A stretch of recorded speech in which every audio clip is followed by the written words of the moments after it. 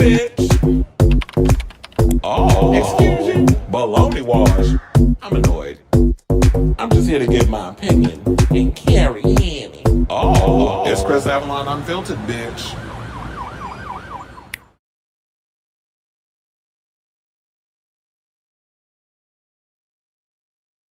Hey, y'all, welcome to Happy Thursday. Yes, it's Thursday. It's your boy Chris Avalon. Welcome to a brand new episode of Chris Avalon Unfiltered, a show we basically talk about all things going on in celebrity news, pop culture, hot topics, all that good stuff. So that's a show for you. Definitely stick around because we have a lot of tea to spill today, including we got to talk about Donald Trump going off the deep end because Jimmy Kimmel is back on air. Jimmy Kimmel was also slaying in the ratings, so we'll get into that. Plus, we got to talk about the diddler. He's trying to finagle his way out of prison before he actually gets officially sentenced next week. And he's been hit with a whole new charge by one of his former stylists, who's basically said that he was for sexual and psychological abuse, basically. So we'll get into that. Plus, we got to unpack all this mess that's been going on with Cardi B. You know, I guess apparently she named her album I Am the Drama for a reason because she has been the center of a lot of drama, including her and JT going at it all over social media. They've been going back and forth. We got to talk about why she said the reason why her divorce from Offset hasn't been finalized. And also, she clapped back at the critique that she treats hip hop like a quick hustle. So we'll get into that. Plus, through all the mess, Nicki Minaj decided to get on social media and announce that she has a new album coming out. So we'll get into that. Speaking of new albums, Robyn may be coming out with a new album very soon. And it's been 7 years since her last record, Annie. So we'll talk about that. Plus, apparently there was an NSync reunion tour in the works, but because of JT's Lyme disease diagnosis that he revealed towards the end of his what the hell was the name of that that told her something about forget about tomorrow. See, I forgot about it already. Um since that tour, ended and then he decided to come out and reveal that tea. Now they're talking about they had to put it on hold. So we'll get into that story. Plus, Mariah Carey is doing the promotional rounds for her new album. And she was out here dodging them questions about Nick Cannon and Anderson Paak, like Neo dodging bullets in the Matrix. So we'll get into that because I got the clip and all that other stuff if you didn't see the interview. Plus, Michael Jackson, his sexual abuse accusers, won $400 million in this lawsuit. I don't see y'all getting it, but we'll get into the story. Plus, Lucas Gage is talking about his marriage to Chris Appleton. He did a recent podcast. We'll get into that. Khalid, since he didn't come out the closet. He was kicked out the closet by Hugo Del Monte. So apparently, he got a new song that's coming out in a video tomorrow, and people have been like flagging him with a bunch of homophobic comments. We'll get into that too. And plus, Neon is going in and letting have on Chinese distributors for changing the gender of their same-sex couple that's in that movie together. So we'll get into that fiasco. But before we get to those topics, if you could please do me a solid, hit that like button. If you're new to the channel, hit that subscribe button. Also smash the notification bell. I'll be putting in the timestamps, all that good stuff after the end of the live stream. So that way those who come in and watch the playback can go in and just click on whichever topic they want to click on instead of having to sit through all the messy banter that we do on the show. But I have to say, y'all be missing out on a lot because if y'all just want to get to the clips, you can just wait till I edit it. But I feel like all the shenanigans that happens in between is where the entertainment resides. Where the entertainment resides, the entertainment resides. So, wait, hold on. I thought I muted that. All right. So I see people's in the building. I wanted to give y'all a minute to get in. That's why I do that long situation. Onyx is here. Cleveland is here. I have not seen the episode yet. I'm gonna check it out tonight because I definitely need some South Park in my life. Jim Jordan revealing Trump forced ABC. Well, we knew that. And Trump admitted it because we're going to read his stupid, long winded tweet that he sent out. He openly admitted that he had a hand in trying to get Jimmy Kimmel off. We'll get into it when we get to that topic, which is literally the first topic. So we're going to hold off on it. Well, why not? Why hold off on it? Let's get right to it. But before I do, let me hit my banner because sometimes I'll be forgetting to do it. Let's get to topic number one. So I don't know. I'm sure that the world, even those who aren't even fans of Jimmy Kimmel, sat and watched the episode. Well, basically watched the opening monologue. That's all I watched because I wanted to hear what he had to say. I saw it on YouTube. I could have probably watched it on Hulu, whatever the case was, but as y'all know, I'm always on YouTube more than any other streaming service. It's funny how I pay for so many streaming services, but the one I don't pay for, I spend the most time on. Make that make sense. But then again, I think most people are like that. But anyway, so I went over to Jimmy Kimmel's YouTube channel, watched it. When I looked at how many views it had 11 million. So, and I think that Jimmy Kimmel, more people follow him than they do Fox News. So that says a whole lot. So y'all talk about, so Trump went on and said he's a disaster, he has no talent, he's ratings challenged. And I'm like, sir, I'm gonna say, you dumb. Don't answer that because we already know the answer. He is. Even his teacher said he was like one of the worst students that they had because he's not that bright, and it goes to show when he talks or whatever the case is. But when it comes down to it, he basically, if he's not that talented, if he's ratings deprived, all you did was draw more attention to Jimmy Kimmel's show because you decided to make a whole spectacle out of the fact that this guy is openly criticizing you because you're doing stupid things. And don't even get me started on this latest tea that's regarding TikTok. Y'all got some Zionists running it now. So TikTok is cooked. But that's fine. I don't really post any pro-Palestine stuff on there anyway. I say that for this channel. And so far, YouTube, since YouTube just lifted a ban on some conservative talking people, conservative pundits, I guess I should say, then y'all can't say shit when I'm over here saying the stuff I'm saying on this damn channel. So if we're gonna have a balance, we need to have a balance. I mean, they don't allow balances and things over there at ABC, but the internet is different. So he basically responded and went off on social media after Jimmy Kimmel came back. Now, there were some moments, and I'm going to tell you this: I'm not necessarily a Jimmy Kimmel fan, but I do agree with him where he said that, you know what, even those who came out and don't particularly like me, that they vouched for me, like the Candace Owens and uh, what's his name with the chicken neck, Tucker Carlson, all of them came out and was like, and even Raphael Cruz. I'm not even calling him Ted. Your name is Raphael, sir. So, even though we got a Raphael with some sense that watches the show. But that Raphael, we don't like her. Um, anyway, so he even came out and said, like, this is a slippery slope. So once you start coming down on only wanting to shut up your Democratic or liberal commentators or pundits or whatever you want to call them, what makes you think that when we get a Gavin Newsom or somebody in office, or Kamala decides to run again, heaven forbid, even though she has no riz, no shade, but I was watching all them interviews she was doing, she lacks riz, kind of like Stephen Miller, but not the extreme. Stephen Miller is like literally a gargoyle on two legs, but we're not going to get into that creature from the underworld.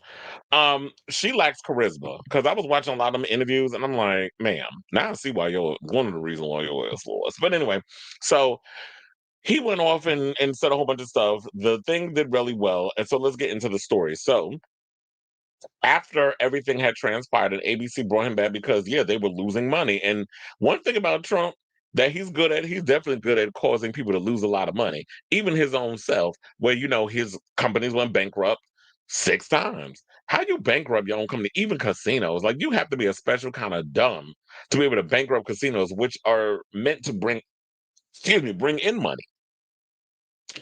So yeah, so after everything that happened, because yeah, ABC is like at the end of the day, because but anyway, let's get into what he said. So the president responded to Jimmy Kimmel's comeback with a rant on True Social, declaring that he intends to sue the late night show's network. He said, "I can't believe ABC fake news gave Jimmy Kimmel his job back. The White House was told by ABC that his show was canceled. Something happened between then and now because his audience is gone and his talent was never there." Well, sir, if his audience was gone and the talent wasn't there, then you shouldn't have been threatened by his show then. If he had no talent and nobody was watching his show, then why do you care? It's because he was saying things about you. It had nothing to do with Charlie Kirk, as I have told y'all many a times. It's always about Trump. Trump has such a hard time getting out of his own damn ego and trying to show like any kind of empathy for someone outside of his own situation. He can't take 2 seconds to actually give a damn about somebody else without making it about him. Because we all know, those of us with sense and watch the thing that caused them to chop Jimmy Kimmel, he didn't say anything bad about Charlie Kirk. He was talking about how this administration immediately tried to take advantage of this whole Charlie Kirk situation. Now y'all trying to position Nick Fuentes to be the new person. Y'all were trying to position Charlie's wife, Erica, with 3 Ks, up to be doing it. But then there's people been doing deep dives about her, saying she was a part of Miss USA pageant, which Trump was a part of. Remember, he was behind that, and how allegedly she's been involved in some type of human trafficking. That thing that was like with you from the Ukraine or something. Like there's whole deep dives that people been doing in regards to her. So people need to be side eyeing her too. And they always say that when a husband goes, y'all need to be looking into their significant other. Because there may be a little something, something going on within that. These are the conspiracy theories that's running around. Then I had some ding ding jump up in my comments somehow the whole thing was staged and I could prove it. No, you can't. First of all, I ain't heard from you from a month of Sundays, but all of a sudden you want to slither out your crypt to give me a bunch of damn fake ass conspiracy theories and put them in my page. I went and delete.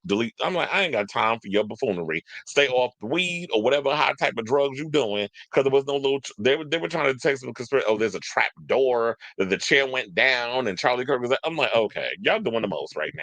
And then I saw there was this one video, shout out to Kyle Kalinske, but he did a whole deep dive where it was like 30 minutes. If y'all could probably look it up on his YouTube, where they were basically showing like a guy did a whole play-by-play on the enter and exit wound of the bullet, which means he was shot from the back and it came out the side of his neck. So a lot of people not really understand like where he was hit.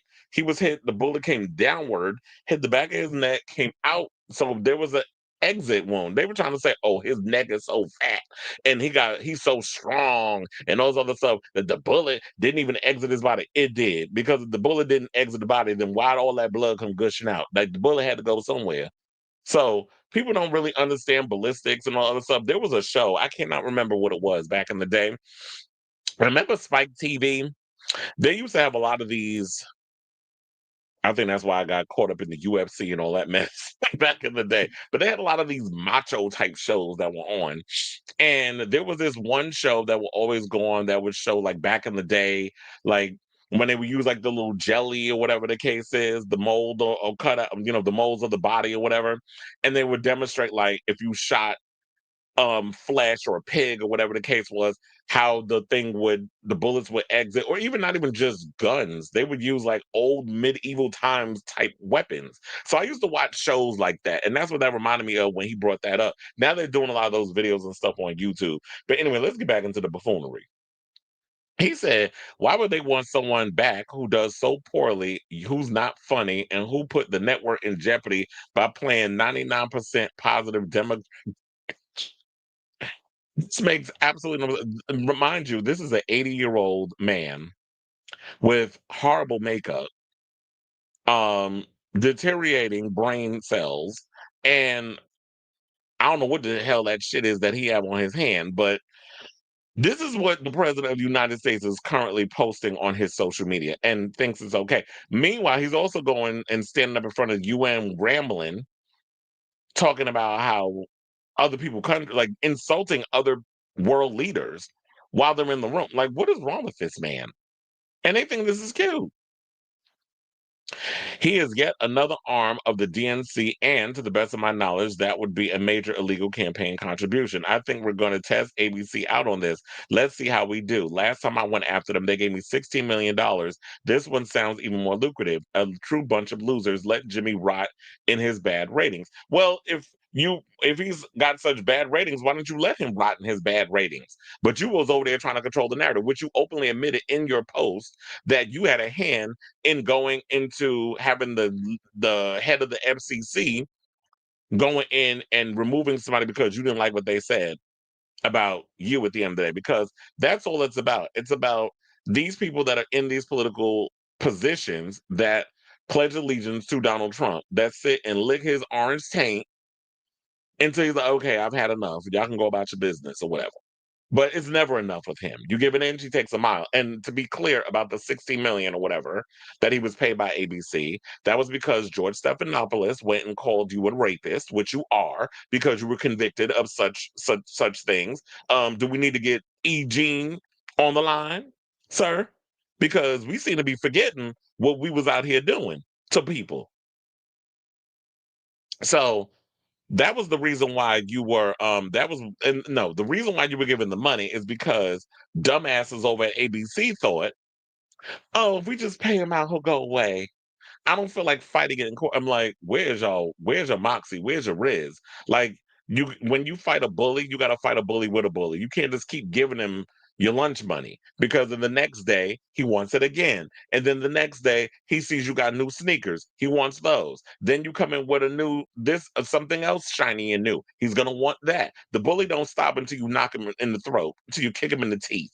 And me as somebody who's had to encounter many a bullies growing up as a kid, I learned that sometimes you can't reason with them. You got to beat a bitch ass. Now, maybe sometimes you may win the fight, sometimes you may lose the fight. But at the end of the day, at least if you show some kind of backbone and some type of moxie and you actually get up and fight to the death, I'm exaggerating with the death part. You ain't literally got to fight to the death. I mean, this ain't Thunderdome. But if you actually put your back into it and fight, then either they'll leave you alone and respect you, or it's going to be something else. But yeah, you can't sit and just keep giving a bully, what they want because you give an inch, they take a mile. So we already know why they abruptly suspended the long running show. We don't need to get into that again. It was a whole thing because we talked about it earlier. But and then as I stated, Kimmel did thank his supporters, including the people who don't support my show and what I believe or support my right to share those beliefs anyway. And that's what it should be about. I feel like at the end of the day, this is why I really miss people like even though they were before my time, I used to watch a lot of Lenny Bruce and I used to watch a lot of George Carlin. George Carlin predicted a lot of this stuff that's been happening now, especially like in a lot of his comedy. And this is a time where I feel like people got to fight back more than ever. And there was so many people from Wanda Sykes to Chelsea Handler to Howard Stern. So many people came out and supported Jimmy Kimmel. And like I said, even before, even the conservatives came out and was in full support because it's like, yeah, if if they come after the Democrats, what makes you think they're not going to come after conservative media conglomerates? People should be allowed to say what they want to say, and people should be allowed to gravitate towards whatever beliefs that they gravitate towards. So, but we're not all going to be one big monolith and just go along with what Donald Trump wants us to say and think. You go do that with that mail order whore you call a wife, who you were trying to say when the escalator cut off, that was some sabotage when it was your own damn people that turned it off. And um he was like, oh, she was in such shape. If she wasn't in shape, she would have fell back and she would have. I said, no, sir, that would have been you because you the one with the poor balance. Melania's fine. Melania always body was right and tight. She had to keep it that way. But you, with your 48-inch waist and your cankles and your bad skin, you the one that got to worry about whether or not you could walk up a flight of steps on a goddamn escalator. I wish they would have shut the shit off when you were trying to come down that escalator the first time when you ran for president. But anyway, so this is the thing. I just truly feel to wrap this up that you know what? This we already know, like in this second term, this is all about Donald Trump being upset. He's on his revenge tour. He's going after everybody and anybody who doesn't comply or agree with what he wants. And you cannot just go around here doing whatever you want and just trying to ruin people's lives. And I did find it funny that there were certain conglomerates about, oh, we're not going to air Jimmy Kimmel's show. Okay, then don't with your outdated ideologies. I'm like, who's still watching network television? That's your loss. That's you. That's y'all losing money. There's something that we have, and I know this might be hard for a lot of these outdated corporate morons to realize. We have something called the internet now. So you may not have shown that episode in wherever y'all was talking about banning it, but I'm sure y'all didn't ban YouTube, so they can go on YouTube, excuse me, and check out the episode and the ratings will go up. So who's the one that's losing here? That seems like it's more or less you guys that are at a loss because you're the, oh yeah, we're gonna show them. We're not gonna air Jimmy Kimmel in our city or in our town. Okay, then don't. But we have the internet and it's free. So I could just go over to YouTube, spend the 20 minutes, and watch the opening monologue and still feel no waste time. So y'all the one losing out at the end of the day, dumbasses. So I'll say all this at the end of the day. What do you guys think of this story regarding Donald Trump throwing a damn temper tantrum like a damn 4-year-old because he didn't get his way? That he was in here trying to strong arm people to get rid of um, Jimmy Kimmel, and this is all over a merger, just like the thing with CBS and Sky Dance. I don't know, for some reason I be always want to say Spyglass and Sky Dance, and they're both part of Paramount because Spyglass produces Scream and a lot of those movies, and they're all part of the Paramount family. So I think it's like because they sound so similar, I always like I have to train the brain to like remember which one I'm going to talk about. I don't know why they had to go and give the same similar name, but whatever. And then this was also a thing where Nexstar, who was a broadcasting company, were trying to buy up some more. They were trying to get a merger going, and they needed the FCC to kind of like loosen up the rule a little bit. So this is what this is about. This is about a merger. Both situations was about a merger. And while Stephen Colbert was a sacrificial lamb for Viacom, CBS, um, they were gonna make Jimmy Kimmel the sacrificial lamb. Only this time the people was like, oh hell no. And I don't think it's about Jimmy Kimmel per se. It's about protecting freedom of speech and the fact that you're not going to y'all trying to turn this into a fascist country, but the people aren't having it. So, and if we got Chuck Big Back Schumer and Apex Shakur Jeffries not going to sit up here and do the fight, they want to keep sending out strongly worded damn letters thinking that's going to help the situation, then like I said, we the ones that got to stand up and make the change that we want to see in the world and put these goddamn politicians in their place. So let me know what you guys think of this story in the comments down below.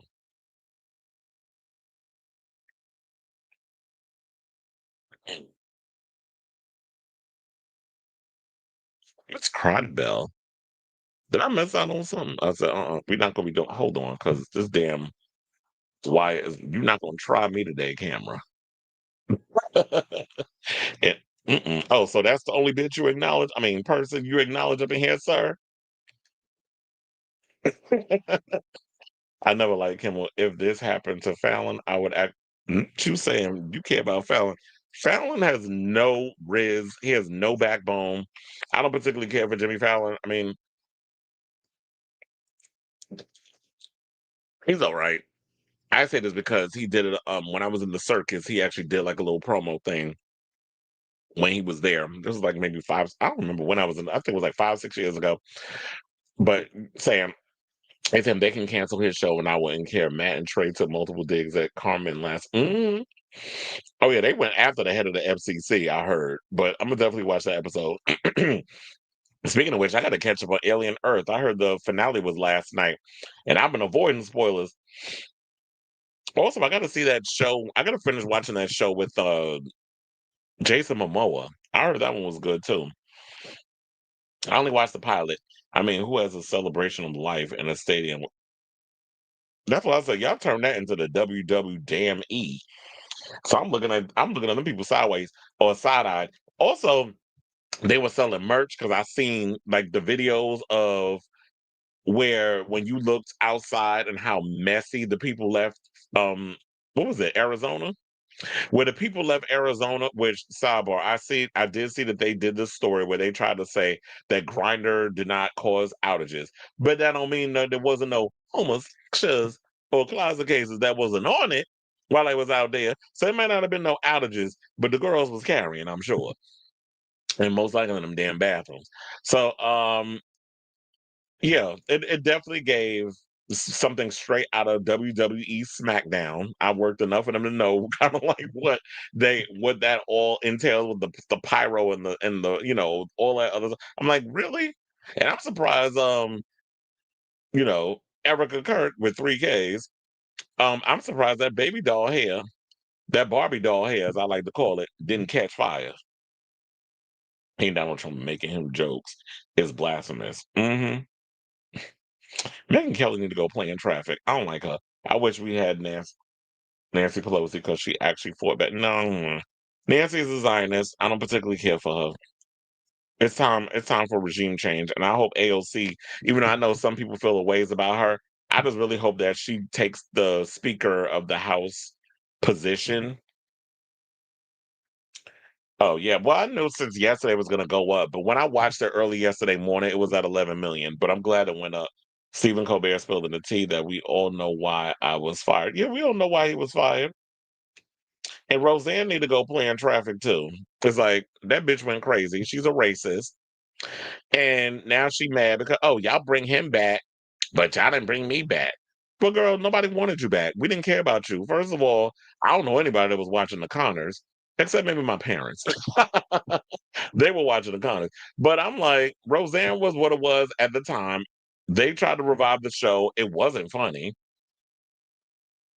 And she felt like, ABC did her dirty. But then again, ma'am, you need to also realize Jimmy Kimmel is a white male. And white men will always be protected over every other demographic, gender, sexual orientation, whatever you want to call it.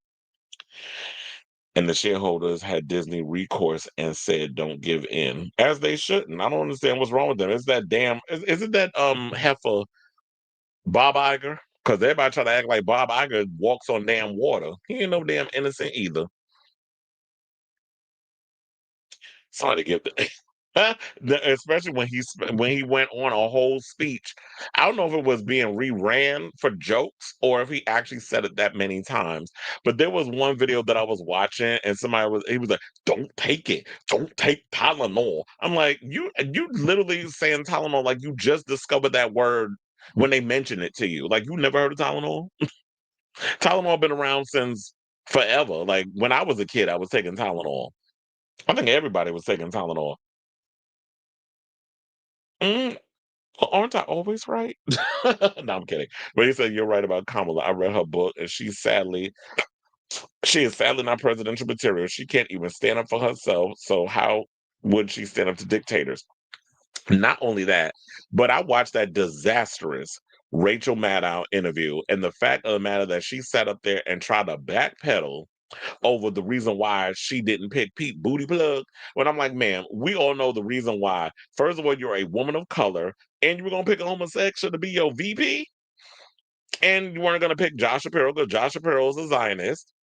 So that would have been a little too much. And with the whole thing, and she even said that she was frustrated by all the pro-Palestine protests. I'm like, ma'am, really? And now she's wondering why. And I've been seeing videos, and one of my friends was upset about it, but I'm actually kind of glad that they've been doing it. No shade.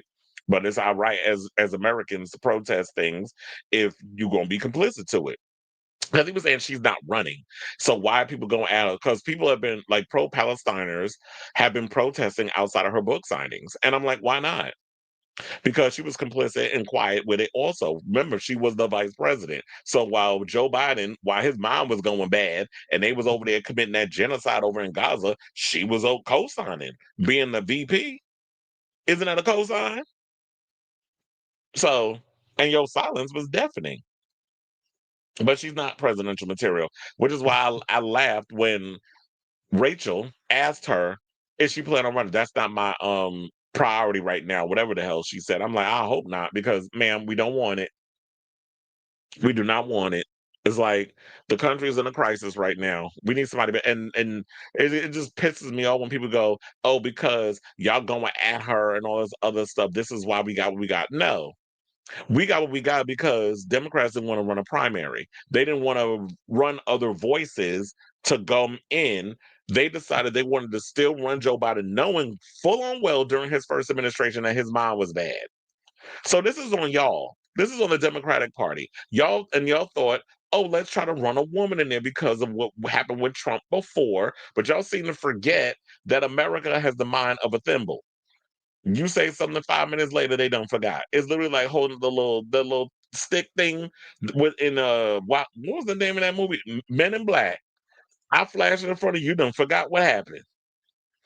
So that's literally what that was. And people are like, oh, it wasn't that bad because he helped with the economy. Mind you, he was running things under Obama's economy. But of course, give the white man credit for all the cleanup the black man did. So we could sit up here and talk politics all day, but we got another show. I mean, we got a whole lot of show to get to. You said Taylor Swift's deal with the NFL fell through. She didn't want NFL to own her halftime show.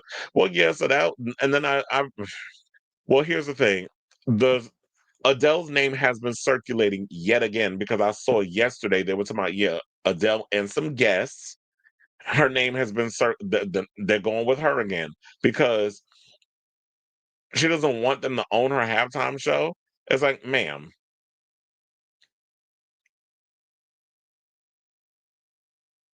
how do I even put this? I just feel like Taylor Swift is too damn greedy. Like, I get it. Look, you own your masters, you own a whole lot of stuff. If I'm doing a deal with the NFL, it's like, okay, you got my show, you got the performance. It is what it is. I own everything else, but you trying to own, you earn everything. That's what literally is how it feels like it's coming across. But look, if she don't do it, it's fine. Like I said, they looking at Adele. So I don't know how that's gonna go across, but maybe that'll go across way better than Taylor Swift. That cross-eyed missing a chromosome cash, but he do be looking at the screen like he looking. I'm like, are you looking at me? Like, I can't tell. Who you look? What you looking at? Because his eyes be going in multitude of different directions, and they always bugged. Like they always bugged out. Like he got the Wendy Williams iPod. Exactly. Kamala's book shows that she had the balls and that was another thing that was irritating me too is the fact that if you got a lot of them balls behind the scenes, you need to showcase that because we don't know you personally. We don't know how you are in public because, of course, Biden and his ego, he didn't want, and you didn't even have to tell me that in the book. You didn't even have to bring all this up. We saw it.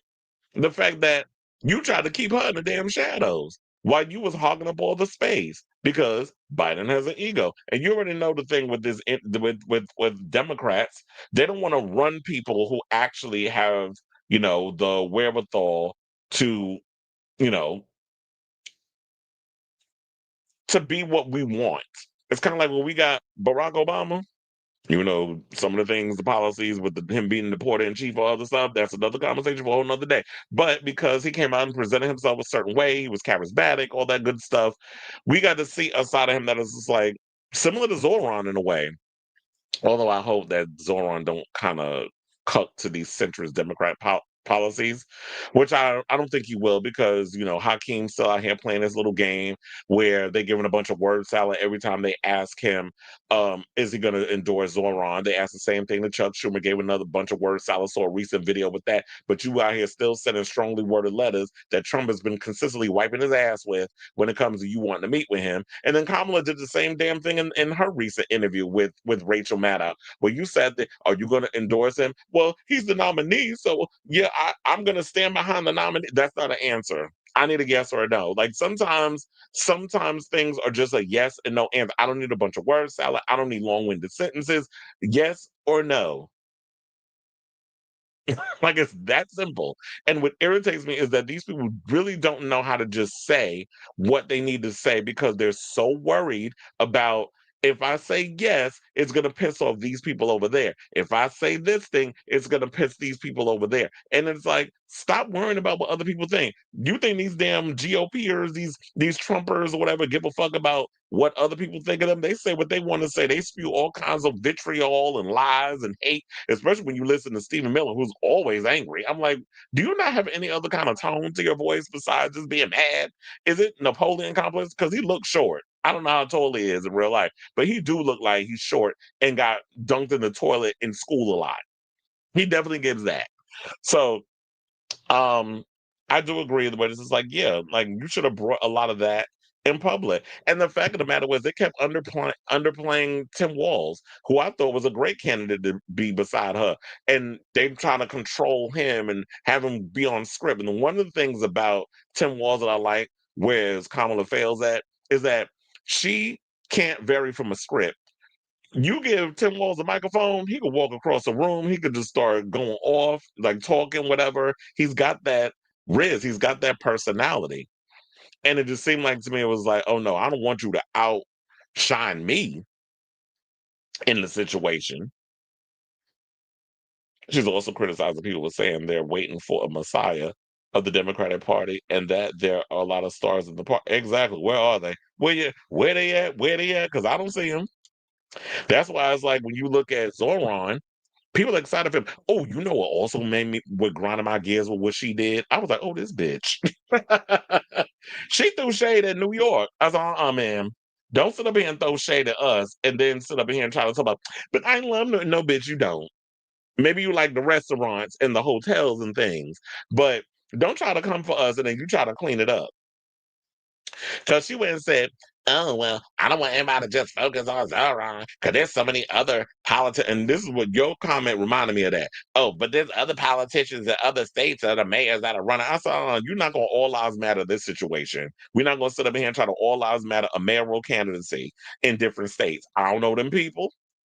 Whatever's going on in them other states don't affect me. I'm worrying about New York right now. And now, if these people were making waves places, then okay, let's talk about it. But why we ain't hear from them? Just like how you were saying, there's a lot of stars in the party. Where they at? Because we ain't see them. And why y'all not running them out here, letting us know who they are? Because we have a midterm coming up. Hopefully, that we'll have the midterms coming up where it won't be taken away. So with this administration trying to keep us, they don't want us voting. So, I would like to know who these people. Paul, who these people? Republicans hate. Look, the Trump people hate Gen Z too. They basically just used off of them votes. A lot of Gen Z struggling to get a job. So yeah, I've seen the data. I've read the data. I've seen the evidence. This part does not like the. They don't like Gen Z. Gen Z, sorry, y'all got used. They're okay trying to destroy Zoe. Well, good luck because it ain't gonna happen. Trump's weakness is trying to pronounce acetaminophen.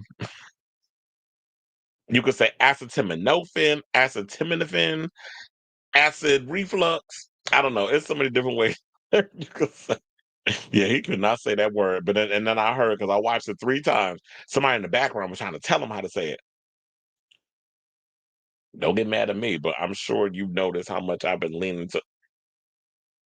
Yeah, I think I've paid attention to um a lot of the things you've been saying where your ideology is very much lean to the right, lean to the right, lean to the left. Look, we welcome everybody on this show as long as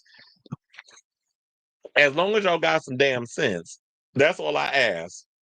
Some common sense, some critical thinking skills. So, he definitely got a missing chromosome.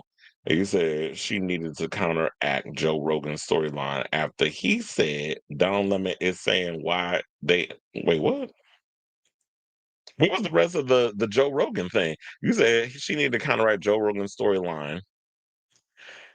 Don Lemon is saying why they endorse him when he isn't moderate to me as a 60-year-old. The anti-capitalist Gen Z can fuck off unalive. Oh, wait, Don Lemon said that about who? Zoran? So, well, Don Lemon can go suck 1,000 dicks. I don't particularly care for that old Tide faggot either. Oh, well, I could say that word because I'm homosexual. But anyway, Don Lemon go play in traffic. First of all, um, I don't know. I've been getting. I always say at the end of the day, just because you have like you got kicked off of CNN and now you find yourself out of a job and you want to come over to YouTube, that don't necessarily mean that you're not going to bring a lot of those linear cable TV news aspects to the internet. You still carrying a lot of those centrist ideologies, which is why I don't watch this show. And first of all, you're 60 years old, you're rich, you got a white husband. Don't even get me started on that. And a bunch of other things. So yeah, how could a Zoran be relatable? And you probably got a house out in the Hamptons. I don't even think that Don Lemon is the type of queen that would go to Fire Island. He would go to the Hamptons and hobnob with them uppity white folks and them rich folks and them straight folks before we hang out with a bunch of rich homosexuals out in Fire Island, which is usually where I would go. I'm more of a Fire Island person than I would be a Hamptons person, even though I have family members that live out there in Suffolk County. But um, yeah, I wouldn't. That's what it gives me. It's like you like being in proximity of the elite and the uppity upper folks. So if you try to say he isn't moderate to you, well, I need examples of what type of moderate you looking for. Because y'all have literally turned New York into a playland for rich folks, where a lot of us are struggling to keep our heads above water.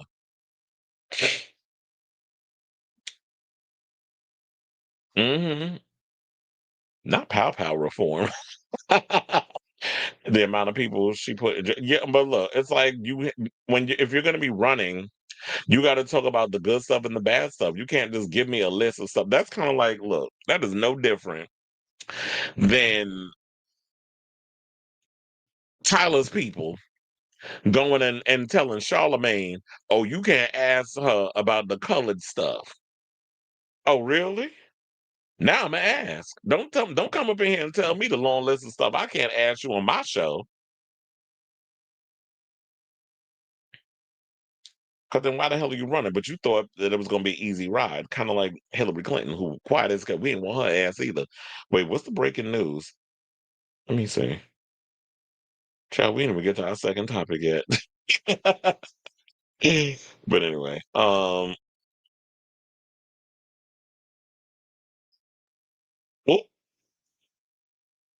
oh, Jay Z about to be mad.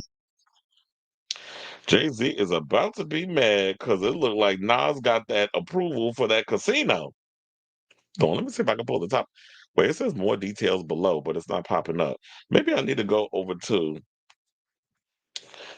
wait, let me see if it pops up on the social media. Yep, here you go. Uh yeah, it says from well, we'll go with page 6 because I see it's a bunch of ones that's going along with it. Okay, so oh my god, this damn camera is getting on my nerves. Why is the thing keep moving? I'm glad I'm getting all this done now before we get to our second topic because if this camera start moving, I'm gonna be pissed.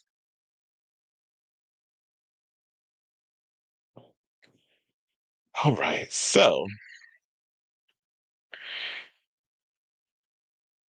oh yeah, so it says after Jay-Z lost his Times Square casino bid last week, Nas is helping to expand one in Queens. The Illmatic rapper learned that he won the casino race on Thursday when a board unanimously voted that World Resort Casino could expand with a $5.5 billion integrated resort in the borough, making it the largest in the country. And it said, quote, on behalf of the entire Resorts World team, I want to thank the Community Advisory Committee for recognizing the impact we have not only on Queens, but all of New York City and state. This is what Robert De Salvia, okay, De Salvia, president of the Gaming and Hospitality Group, Genting America's East, said in a statement. We are incredibly grateful to the large number of residents, partners, and supporters who touted this project and without a single person speaking against it. This is a testament to our mission, solidified over the last 15 years, to be the best neighbor possible here in Queens. Nas announced his partnership with Resort World in June with a splashy video declaring the future is not something you wait for, it's something you build.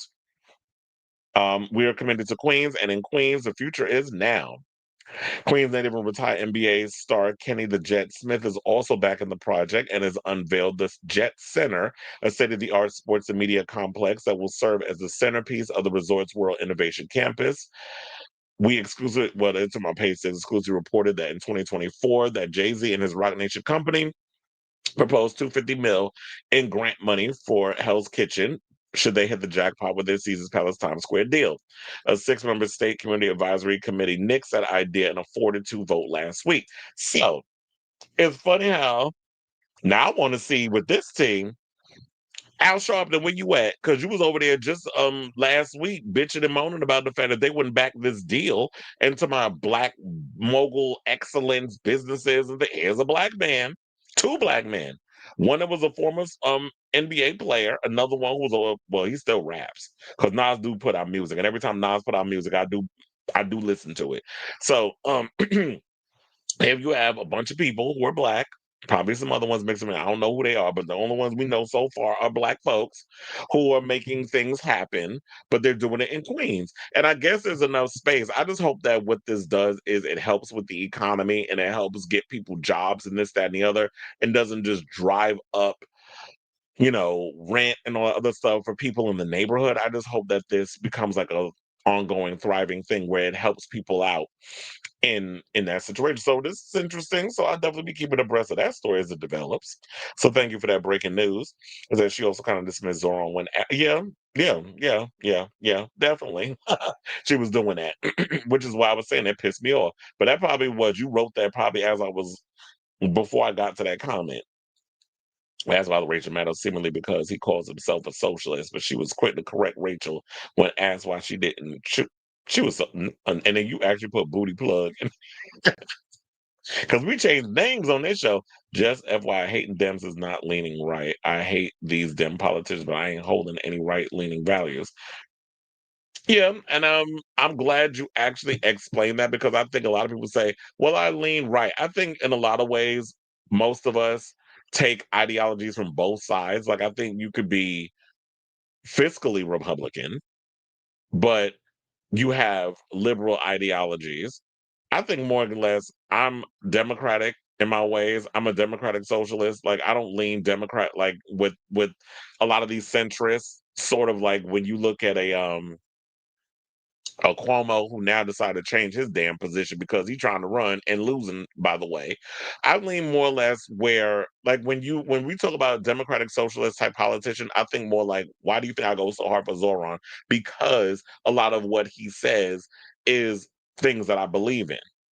Where these other people is like, what do y'all stand for? Are you actually for the people or are you for a lot of your donors? And that's the thing why you won't see a Hakeem Jeffries or you won't see a Chuck Schumer and all these others. And even Kamala won't endorse a Zoran because they are cut to their billionaire donors. They take money from APAC, they take money from a lot of these people, and they pledge allegiance to Israel over America. So this is why they won't come out for us. You said I like Zoran though, as do I. It's a quick Nas, call Madonna and ask her to do a 1 week residence.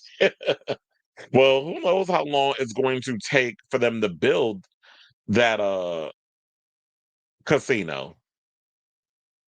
Because now that they got the grants and everything, now they can start getting to work on it. So who knows how many years that's gonna take. She does. Ryan Walters is under criminal investigation for the corn thing. That's why he stepped her down. Is that the one that showed the one with the corn with the dog hat? I mean, what do you call it? The dog mask or whatever on, and then the I've had a lady who was like, "Stop sharing your sexual interest on the internet." And then he was the one that was like trying to own the libs and basically was posting porn instead. I'm like, you dummy. But anyway, child, we almost an hour into the show. We didn't even get to topic number 2. So let's get into it. I was like, wait a minute, let me close all the other ones before we do that.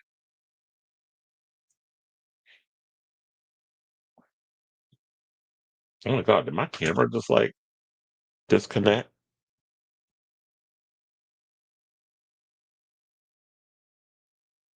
Hold on. Where is my camera?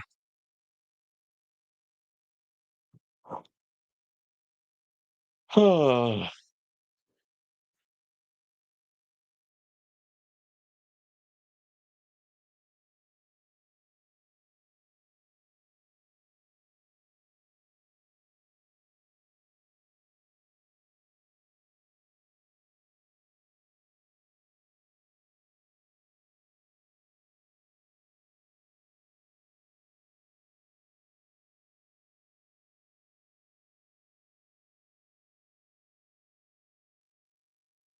look, we back.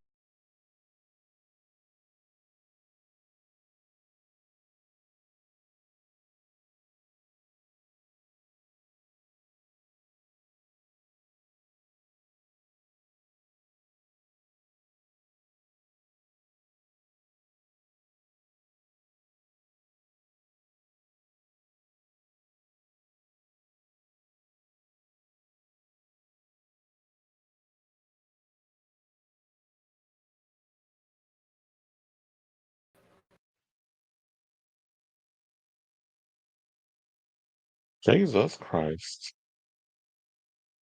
No, I don't want to mirror it.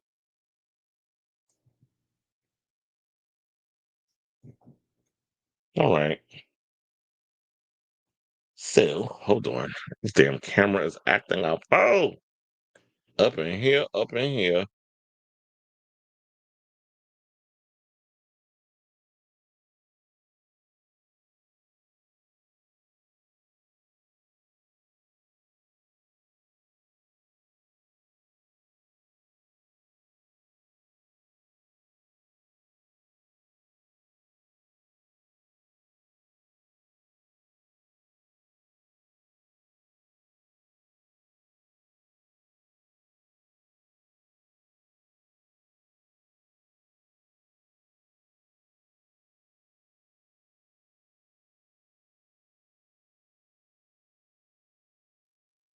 Jesus Christ. Today is not my day. I don't know what the hell's going on with this damn camera. Now I'm in here sweating, trying to get this camera to work. I was just like, let me not fuck with it anymore because then it might disconnect again.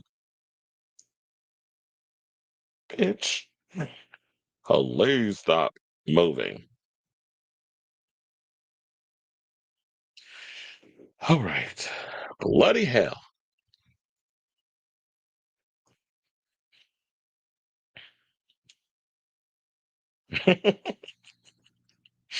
Anyway, all right, y'all. So now let's get back into the show. Thank God that was all happening before we got to the next topic. Let's talk about the diddler. So you know, or probably don't know because y'all probably haven't been keeping up, but that's what I'm here for. Next week, Diddy will be sentenced. So he may get off. He may have to do some extra time. Who knows? We won't know until I believe next Wednesday, right? So I did see something in the news that they were talking about that they were saying like the judge is considering dropping some of the charges, except the one with the engaging in the prostitution because there was money exchange and that sort of thing. But I heard that they were trying to talk about that. We'll find out. I guess we'll cross that bridge when we get there. But in the meantime, it looks like Diddy is come under fire because, oh, excuse me, uh, he's got another accuser coming out saying that he assaulted him sexually and emotionally. So shout out to Rolling Stone for this tea. So 4 months after testifying at Sean Combs' criminal trial in New York, celebrity stylist Deontay Nash has filed a lawsuit alleging that the music mogul trapped him in a dark world of repeated sexual battery, physical assault, stalking, and threats that turned his childhood dream of working in the entertainment industry into a nightmare. In a complaint filed Wednesday, excuse me, in Los Angeles, Nash claims Combs pinched his nipples, groped his buttocks, grinded on his groin, and once forced his hand onto Combs' member. That ain't the word he used. While Nash worked for Combs and his former girlfriend, Cassie, between 2008 and 2018. So literally 10 years. And what I'm wondering is, what them saying is, wasn't it around the time that them two was dating? Because Cassie and Diddy, I think, were dating for about a decade. But anyway, let's get into the rest of the story. So, echoing his testimony from the third week of Combs' New York trial, Nash says Combs also subjected him to violent physical assaults. He claimed Combs became enraged and severely strangled him in 2013 when he tried to stop Combs from beating Ventura bloody inside her apartment. Nash says when he tried to call the police, Combs intervened, causing him to imminently fear for his life. In another incident in 2013 or 2014, Combs allegedly drove to a set where Ventura was filming a music video and attacked Nash again, fuming over his discovery that Nash and Ventura had gone out to dinner the night before. Combs threw Nash up into the car and violently strangled him, this lawsuit says. In his testimony, Nash told jurors he was smoking a cigarette when Combs appeared out of nowhere and started choking me out. Nash claims threats, intimidation, and psychological manipulation were pervasive during his tenure as well. He says once in 2014, Combs grabbed and slapped him in the back of his head as a frightened Ventura tried to escape another outburst by climbing out a window. He says Combs and a driver then chased him on a freeway, pursuing him at nearly 100 miles per hour, leaving him terrified. He alleges Combs bragged about violently retaliating against people that had turned against him, and that Combs employees knew their boss had guns and weapons around. And then it said, quote, after enduring years of abuse, I finally found the courage during the criminal trial, and I am now ready to take action. This is what he said in a statement shared with Rolling Stone. Sean Combs has never taken accountability for the years of harm he inflicted on me and so many others. Today, I am free from the confinement his abuse imposed, and I have reclaimed my voice. He reclaiming his time like he Maxine Waters, I see. Anyway, let's get back into the story. So it's time for the world to confront the truth. It is time for the world to confront the truth about the horrific abuse I endure. The time for the world to confront the truth? That don't make no sense. I'd have been like, why the world gotta confront the truth? You the one that went through it. So maybe you want to be like, it's time for me to inform the world on the type of man that Diddy is, and I want to spill the tea to y'all. First of all, hold on. Let me actually pull up a picture of Deontay in case, because I be wanting to come with receipts and things, so y'all know what he looked like. Uh, Wait, hold on. No, no, no. I don't want to replace that.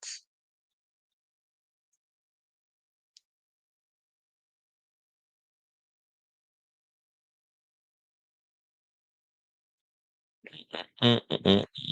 We're just gonna have to do with some dead air for a second. Hold on, I got the picture. I got the picture. I got it. I got it. I got it. I got it. Okay, so yeah, this is a picture of Deontay with Cassandra, aka Cassie.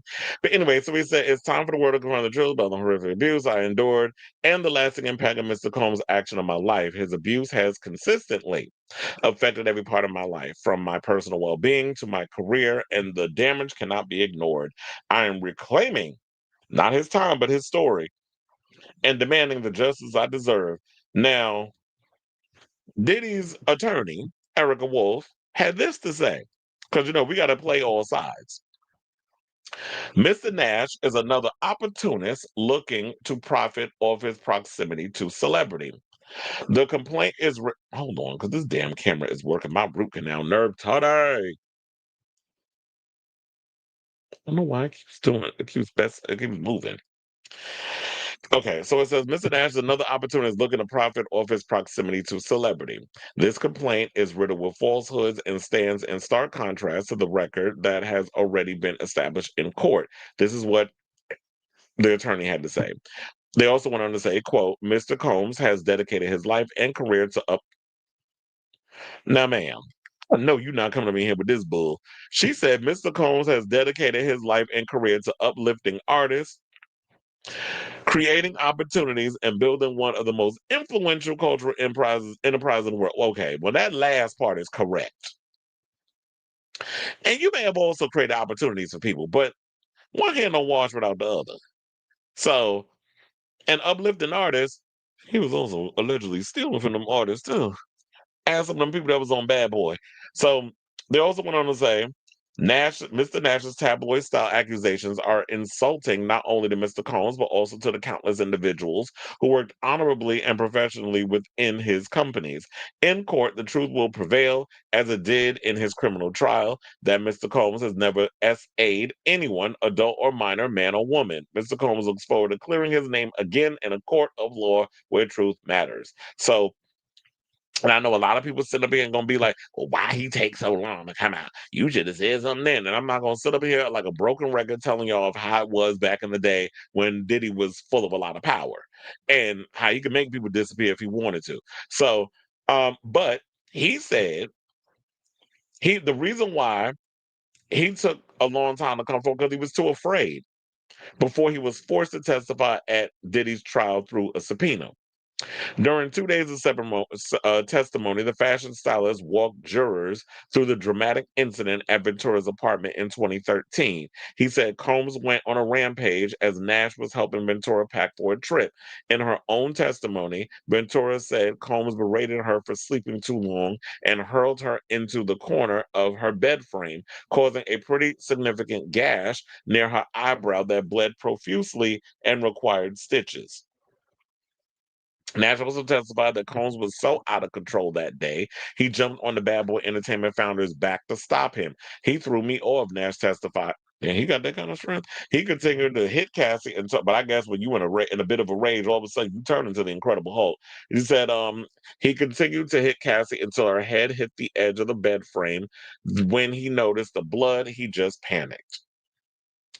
Now, it also goes on to talk about what he's on trial for or what he was on trial for. But we don't need to reiterate that. But but then they went on to say Nash's lawsuit expands beyond his trial testimony to give detailed accounts of the incidences where Combs allegedly SA'd or battered him. He claims Combs exposed his dingaling and approached him during a party in 2013 and 2014, and then about a year later pinched his nipples without consent after cornering him in a bathroom in Las Vegas. I feel like I read all this already, but they're reiterating it again. He alleges, but I guess we didn't hear about the part about the cornering in the bathroom. He alleges that another time in August of 2016, Combs forcibly grabbed his hand and forced it onto the mogul's um hot pocket. Well, no, that'd be a woman's coochie. We call his eggplant. We'll call it that. While Combs was wearing only underwear and laughing. When Nash tried to walk away, he says Combs grabbed his buttocks and stuck his tongue out in a sexual manner. Combs purportedly grabbed Nash's buttocks again during a Bad Boy reunion tour party in LA in 2017, saying, "You need to be out there slanging that dick, baby." Well, then why not say? I can imagine he's probably sound like old Southern Butch Queen when he said, "You need to be out there slanging that dick, baby." According to the lawsuit, Mr. Nash jumped and was in shock because he felt Combs' fingers squeeze his butt. The filing states Nash claims that in 2018, during a fitting with Ventura at a townhouse in New York City, Combs grinded. He rolled the key on Nash's genital area in a sexually charged way, saying, "quote This is how I make love to my lady." This is what he allegedly said at the time, leaving Nash feeling violated and offended. Combs S.A. Mr. Nash in this manner over and over for more than a decade. The lawsuit filed by lawyers Brett Schreiber, Megan Verschuren, Katie Lamas, and Christina Aitos alleges the lawsuit claims Combs was obsessed with Nash's homosexuality, probably because he couldn't be the one to come out of the closet, bringing it up constantly. Degrading comments about Mr. Nash's homosexuality were a way Combs manipulated and controlled him. He used it as a sword in an attempt to demean or belittle Mr. Nash as if being gay was something that Mr. Nash should be ashamed of, or that Mr. Nash was inferior because Mr. Nash did not conceal his sexuality. The lawsuit lists claims of human trafficking, assault, battery, sexual battery, negligence, international infliction, and emotional distress. That's a whole lot. Do they got a pill for that? Negligent infliction and emotional distress, false imprisonment, gender violence, sexual orientation violence, and destructive discharge, meaning Combs allegedly created such a toxic workforce that Nash was forced to resign. It names several of Combs' companies, including Bad Boy Entertainment and Combs Global, as co-defendants.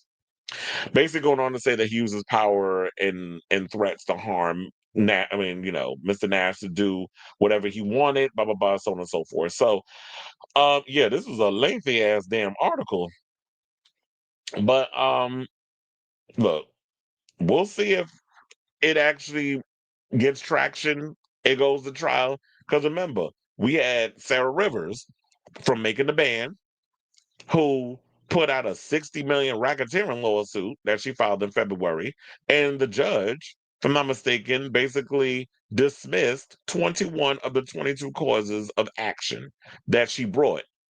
And then they said that the judge was basically talking about he gonna plan to dismiss the final remaining cause of action as well, where she was going around saying that he SA'd her at a recording studio in the early 2000s. They say the aughts, but it's the 2000s. So Like I said, we'll see if it actually works out or what if it sticks. But right now, I feel like the main thing that I think the main concern I think is his people are trying to find ways to get him out of this situation and uh see if he can get out of jail. Because next week, like I said, is when the sentencing comes down. So I'll definitely keep you guys abreast of that as it develops. But in the meantime, I definitely want to hear from you. What do you think about this latest case regarding Diddy? I'm like, child, I don't even know what to believe no more. There's been so much stuff coming out about Diddy. I'm just like, whatever, it is what it is. Just let the courts handle it, and then we'll just follow it day by day for whatever information they give us. So let me know what you guys think of this story in the comments down below. Okay, so now let's see what the people are saying. Why is the media trying to find the next Michael Jackson when they taught the original one? Oh, I think you meant they treated the original one like a piece of shit. Wait, who's trying to make the next Michael? I mean, I guess with all the Chris Brown comparisons and Usher, it's like articles of impeachment were introduced for RFK. Tim Bulwark said that might actually work. Go after the cabinet. Go after Lauren Loomer and that blowfish looking bitch. Go after Caroline Levitt. Go after Pam Bondi. Go after Cash Patel. Go after Stephen Miller, evil Nazi looking ass. Um, and yeah, go after RFK because you out here telling people aspirin is the cause of autism. What's your excuse? And that worm eating your brain and that damn heroin that you did. And then, don't even get me started because I know at your old age you taking testosterone and HGH and all that stuff to still look like you a man. We know those are enhancement drugs that's helping you look like that. People were saying since like the bad era that Michael was weird. And I remember those tabloid reports about him sleeping and oh yeah, I remember seeing that picture. What was it, like the Star or whatever was that had that? Really? It's funny how well, I guess the way that she does her music, how would you promote how would you do an Enya concert? Like you got to stack her vocals, the way she be singing and do all that humming and stuff. You'd really have to like stack a lot of her vocals and things. So it'd be interesting to see an Enya concert. Last night I worked a country concert. They said he was country, but he was doing a whole lot of different types of music. And this is why I said y'all can't say shit about Beyonce because y'all was getting mad when she was up in there merging all the different sounds. Like this ain't country, but well, his name was Hardy. Never heard of him, but he apparently he closed out Madison Square Garden. I'm sitting there looking at like, you didn't sell out Madison Square Garden because the max of like you sell out a concert would be like 15, 16,000, which Kylie did. Um, Dula Peep did for the 4 nights she performed. Gaga did the 6 nights she performed. You didn't even break. He only brought like 6,000 people. The network the number says 7, but it was 6. So I was like, I guess it goes to showing a lot of maggots out in New York. They all out, well, quiet as it's kept. They all out on Long Island and Staten Island. So, but he was like, it was like a bitch. It sounded like metal. It sounded like hard rock, and then it was like, I'm like, but I thought country was like supposed to be this one distinct sound. But y'all get to mix and match different sounds, and it's fine. But black people can't do it. Okay, so now we see. Then they went and did a Charlie Kirk. He stopped the show a moment. He was like, I want to go with the. Wait, hold on. Why is there so many?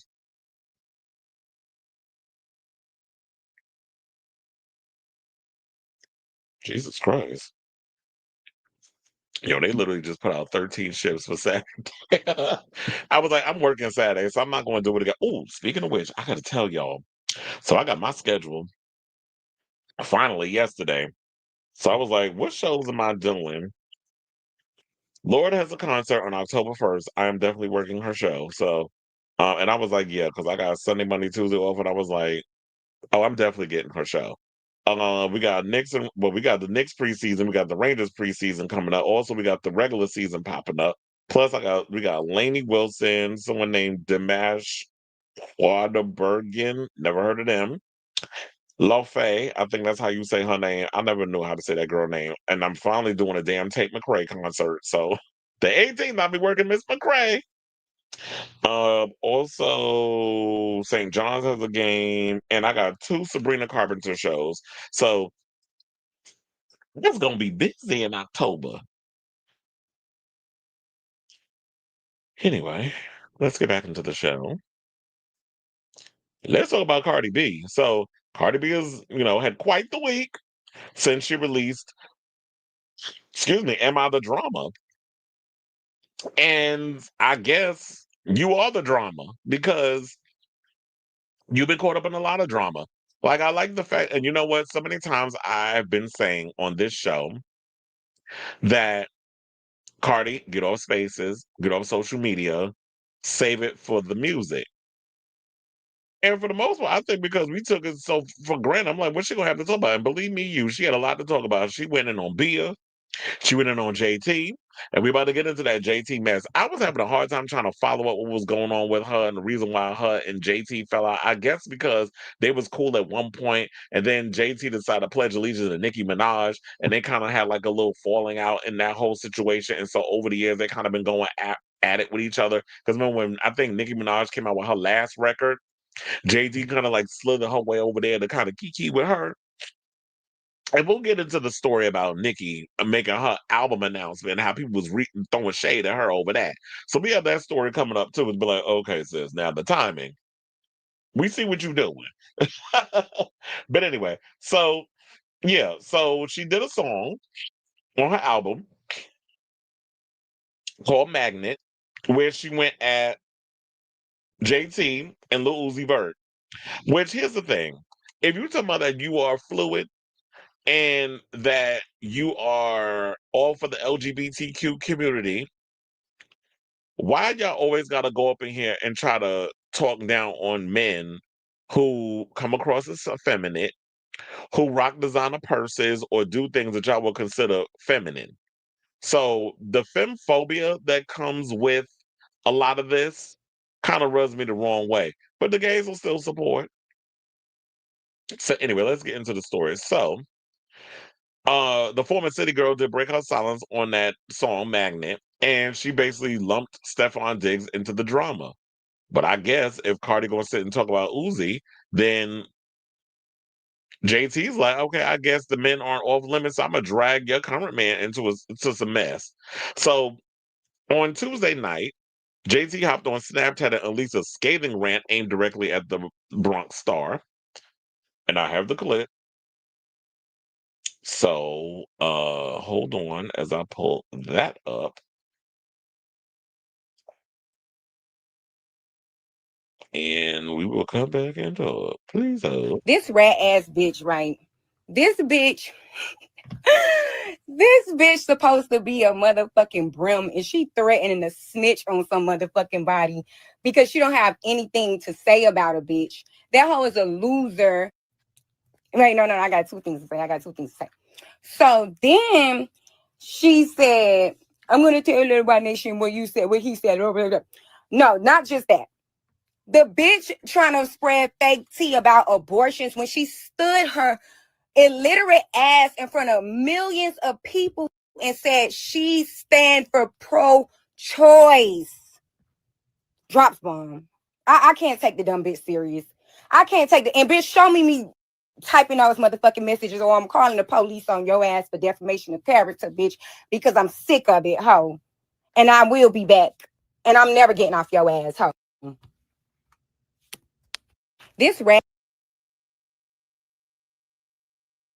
And then they were trying to say, oh, damn, girl, you need to charge your phone. She says, so where the diss at? ass bitch, right? And then it says, so where did this track? Or where is the diss bag? She said, right here.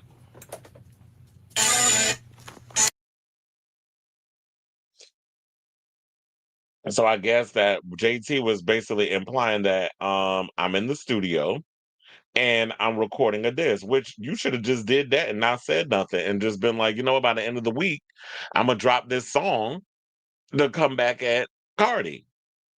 So Yeah, so instead of I'm not even gonna read y'all what Cardi said because she went in talking about that she shared bags and stick dildos in his behind and all kinds of other stuff.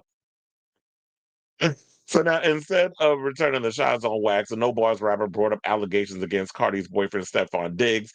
And this is the one where I don't know if y'all heard this story about Chris Blake Griffith, who got interviewed by Tasha K.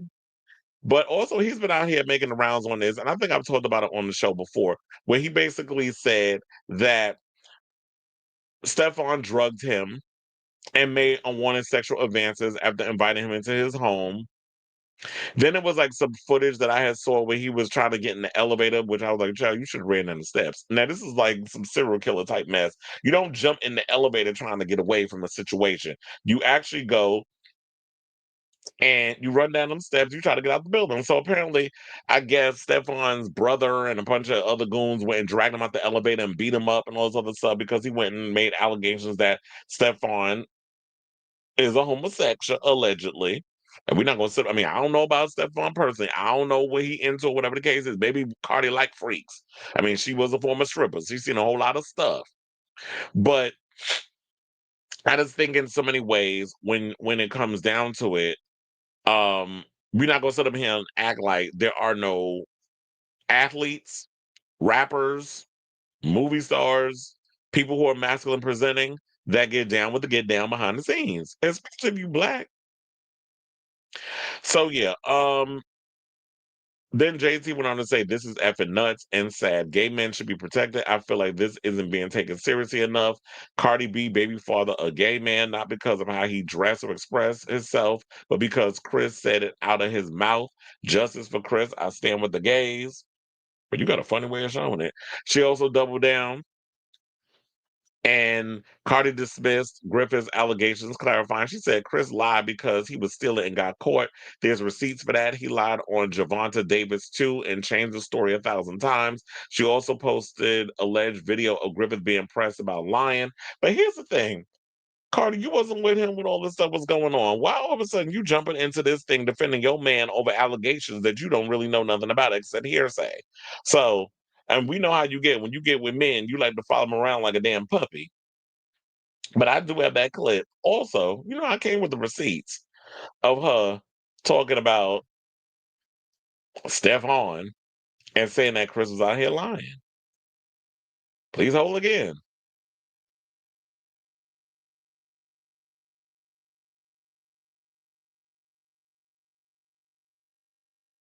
Hold on. Why don't I not hear anything?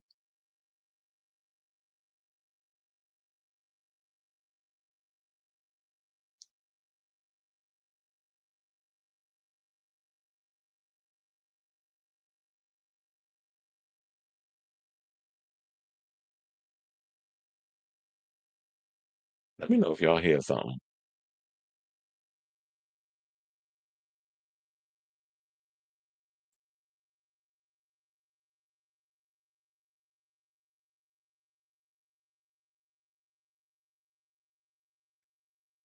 Okay. I don't know, because for some reason, I don't know. I could not hear nothing in these headphones. I don't even know if something was playing on that. But just in case, um, basically she said that he lied because he was stealing, got caught. There's receipts, blah blah blah, so on and so forth. She also threw abortion allegations against JT, claiming, "I want justice for them babies. Your man made you abort every time." Asked what he told me about how he felt when he wanted to see Britt in that courtroom and she didn't show up, or do I need to play the audio? And don't let me say that what he was saying about Rock Nation, just ungrateful. Then when Cardi briefly addressed the spat during a live on IG on her way to a Cypress, Texas fan event, she teased, "I got receipts for days. Nasty was. I even got ashy nudes." That was also in the clip where she was talking about because she was out there, going to do like a signing with a lot of her fans and that sort of thing, and take pictures with everybody. And she's like, "Yeah, I even got ashy news," which is kind of funny. Not you saying Uzi is ashy, or was he talking about her? 'Cause, And yeah, she said she got a threat of text where Uzi alluded to JT being pregnant. So, oh, and she actually had screenshots. When she said, wait, hold on. Maybe I could find a way to show that to y'all too. Because I did not plan to bring up all these damn texts and things.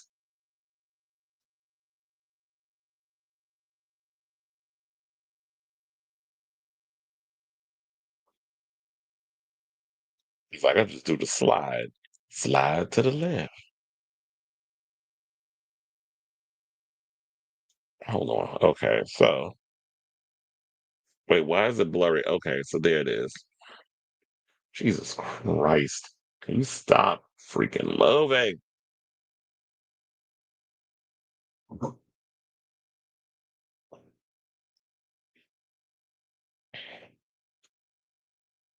All right, so it says, oh yeah, so that was the one about the justice for them babies, like she Mariah Carey. Then there was another one. Wait, oh yeah, this was the one. What it say? Because what I want to do was read the damn text. So yeah, there was I want because I invited you to. I have the work come here. That's in the blue. I'll come after we leave Miami if we're still like each other. You think I ever been through this? Be honest. Through is misspelled. It's THRUGH, not THREW. I love this ish. You love me. LMAO. You retarded. You make me evil. I don't act like this. You mad at me? Yeah, but it's just because you what? So it makes you. I can't even see that. You did that to make her feel good. I understood. I get so hard for you. I could never turn on you for a ninja ever, man. Uzi, why you pretending? Okay, so it's a bunch of stuff. So apparently she had receipts. She's showing the receipts. Well, I'd be mad at my man for posting all kinds of personal stuff that other people shouldn't be knowing about, and you giving it to my enemies or whatever the case is. But over in the comments regarding this, Bimbo Winehouse, to you, I haven't heard your name in a month of Sundays, said, I wish Cardi would leave all these dudes alone, just focus on her 10, not her damn 10 kids, and her career right now. Like, damn, is it really that serious to have a man? To a lot of these Dominicans, yes. To a lot of girls like Cardi, yes. They can't go 5 seconds without dick. Ask Jennifer Lopez. She was another one. And it took her how long to realize that you can get so much further without always having a man in your situation. One person said the fact that folks still believe anything associated exactly with Trashy K is crazy, especially if Cardi proved that she's a known fibber for pay and took her to court and won and still trying to get that money. One person said IDK, he was caught feeding them girls substance on that boat. And yeah, I do have to look at you sideways because out of all the conglomerates, you could have went on Armand Wiggins, you could have went on the Breakfast Club, you could have came over here. You could have. I would have been like, you could have went to Funky Dineva, but I don't know if he do interviews unless that he can make money off a product you trying to sell over on his show. But you could go on any other show, but you go on Trashy K of all people, knowing her full on reputation surrounding anything Cardi B, and thinking that you're gonna be able to just get away with all of that. So yeah, that's the latest on her at that moment. So now let's get into the other stuff. I guess we'll be following this as it continues regarding Cardi. We don't necessarily and if JT comes and drops a diss track and see if she goes in and let's have on Miss Mamas, I'll definitely keep abreast of that as it develops. But let's get into this other Cardi story where she was talking about why she hasn't finalized the divorce for Offset. She says because of financial reasons. Now, when she went over to Spaces on X, aka Twitter, the Grammy-winning femc explained her relationship status and ongoing legal battle. She said, "I'm having a baby with someone else. So what? That happens. It's life. Okay." She began referencing her current pregnancy, her fourth and first with boyfriend Stefan Diggs. Let me tell you something. I did things the correct way the first time. I fell in love. I got 2 rings on my finger.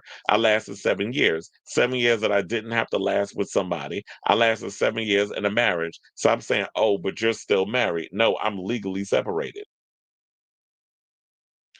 So, and yeah, she's legally separated, and I know she's trying to find ways to get out that marriage, but when you're dealing with somebody as petty as Offset, it's hard. She said one reason why I'm still married is because somebody wants me to pay for their taxes. You want to know the tea? The only way I can get out of my marriage is if I pay for someone else's taxes, even though I pay for my own and I give them one of my properties. Admittedly, she's fighting to avoid the financial payout. I'm going to fight for that. This is not no love shit. And like I said, I'm not going to stop living my life because I'm on a contract. I'm practically still married because somebody want to hold me hostage if I don't give them millions of dollars to get out of it. So that's what I'm going through in life. Now, as far as like her relationship with Stefan is concerned, she says she's happy. And which I guess she addresses on the new album or whatever the case is. But you know what? Yeah, you was dealing with a man who cheated on you throughout your marriage. You couldn't trust him. So I totally get it. And you out here trying to live your life to the best of your ability. You can't continue to just be out here waiting for this, for him to actually wake up and not be so damn petty. You just got to live your life at the end of the day. And if there's a way you can slither your way out of the situation, just fight it till you need to. But Kiari ain't trying to let her go. He want to be out of here and make her life a living hell. This is why I say to people, marriage, I wouldn't do it because it's my thing is like at any point we break up, I just want to be able to get up and walk away, and that's that. So as far as like with her stuff on, she grown. If you like it, I love it. If that's who you want to be with, then you go and you stick with that man until you get bored of him. All right, so now last but certainly not least, we got some more Cardi news. So there was a recent person that came out, and I want to pull up the tweet for y'all, where he basically threw some shade at Cardi and basically said that she treats hip hop like a quick hustle. So the guy's name is wait, it goes by Big Mo. And it says I am D online, and that's with two M's. And so yeah, she decided to address somebody who went and came for her. But hold on, let me see if I could take this out so y'all could read the whole thing. He said, Cardi doesn't have a passion or love for hip hop. Well, she was on Love and Hip Hop, but that's neither here nor there. She treats it like a quick hustle, not an art form. The truth is, she has zero real talent and can't rap. A lot of these young female rappers saw how someone untalented like Cardi could rise, and they thought, if she can do it, why so can I? That's why the game feels watered down now. Too many of them don't rap with soul, heart, or lyrical depth. It's not about skill, storytelling, or pushing the culture forward anymore. It's just clout chasing and copying a formula. And sir, where's your record? Since you know so much about hip hop. But then again, that a lot of people could be like, well, look, if you have a love and a passion for something, you want to protect it at all costs. You want to be, you could be critical of it. Everybody don't have to come out with a rap record. Do I think that Cardi is someone who is one of the best rap lyricists in the world? No. She has a funny personality. People like her personality. She has a way with words, and she takes a lot of what she does and incorporates that in the music. So that's what works for her. I don't think Cardi's ever tried to come out and try to act like she was like this world class lyricist. I don't think she's ever come out and try to act like she could rap circles around a Queen Latifah, or let's go with her rivalry, Nicki Minaj. We already know Nicki is somebody who's very much a wordsmith. You can't beat her with her pen. Her pen game is sickening. So she has all of that. Cardi is somebody who's just, a former reality star personality who found a niche. People like her because she has a impeccable personality, and that's why they go for her. I don't think it's for lyrical content. So then Cardi came out and responded. She said, "It's funny to say this because when I drop an album, I get a multi-million advance. I charge around 1.5 to 2.5 million a show. So if I treat it as a hustle, I would drop about 10 songs a year, call it an album, get my advance, festivals, and tour, and do about 50 million just off." I think she meant off, but she spelled it of. Just off music alone in a year. That would be so easy. I took my time with this album. There's fun, yet pain, anger, and just music that I like. Not A&Rs, not labels, what I like. I love good clothes, good food, good visuals. So my music that I feed gotta be good too. So look, you can't sit and say because clearly it seems like to me she does have a passion for it. If the passion wasn't there, I don't feel like it would have taken that long. She could have just been like, I do agree with that. She could have just came out and just given us any old thing, and then we would have been done with it. But I feel like a lot of times when it came to her, she was just like, you know what? I'm gonna actually show like I truly care about this art form. I'm gonna take it seriously because a lot of people out here trying to count me out. They say I don't have talent. They say I'm illiterate. They say I'm ghetto. That I got here on a fluke. But she's literally like a walking Cinderella story. So let her do what she doing. If you don't like it, you don't gotta listen to it. Just like there's artists out here that I don't particularly care for that I don't listen to. And they out here doing anything. I don't like Ice Spice. I think now you want to talk about somebody with no damn talent. And the people don't be caring about her enough. Shit, quiet as it's kept. Boy, people are talking about Cardi's collaboration with Lotto over Ice Spice collaboration with Lotto. So I say all this to say, what do you guys think of all of this? Because I was like, there was like so many different stories regarding. I was like, let me just combine it all into one.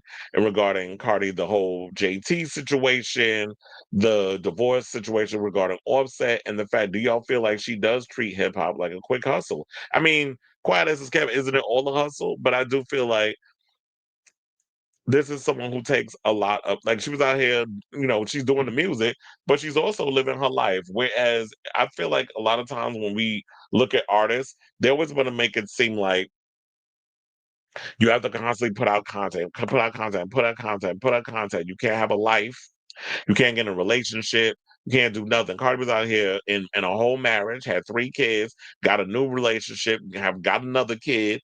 Took forever to come out with an album. She took about as long as Robyn did to put out a new record. We about to get into that in a second. Because it was like Robyn taking 7 years, and now Cardi took 7 years. So yeah, so I definitely want to hear from y'all regarding all of this. So let me know what your thoughts are on this story in the comments down below. Trisha K is banned for talking about Cardi B. Yeah, but that's why she would try to bring other people on her show. But who knows? I think that was a while ago when that interview was done.